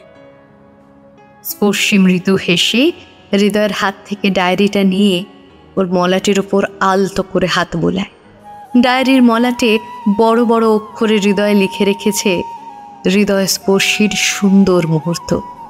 ডায়েরিটা এক হাতে ধরে অপর হাতটা স্পর্শী রাখে হৃদয়ের হাতে।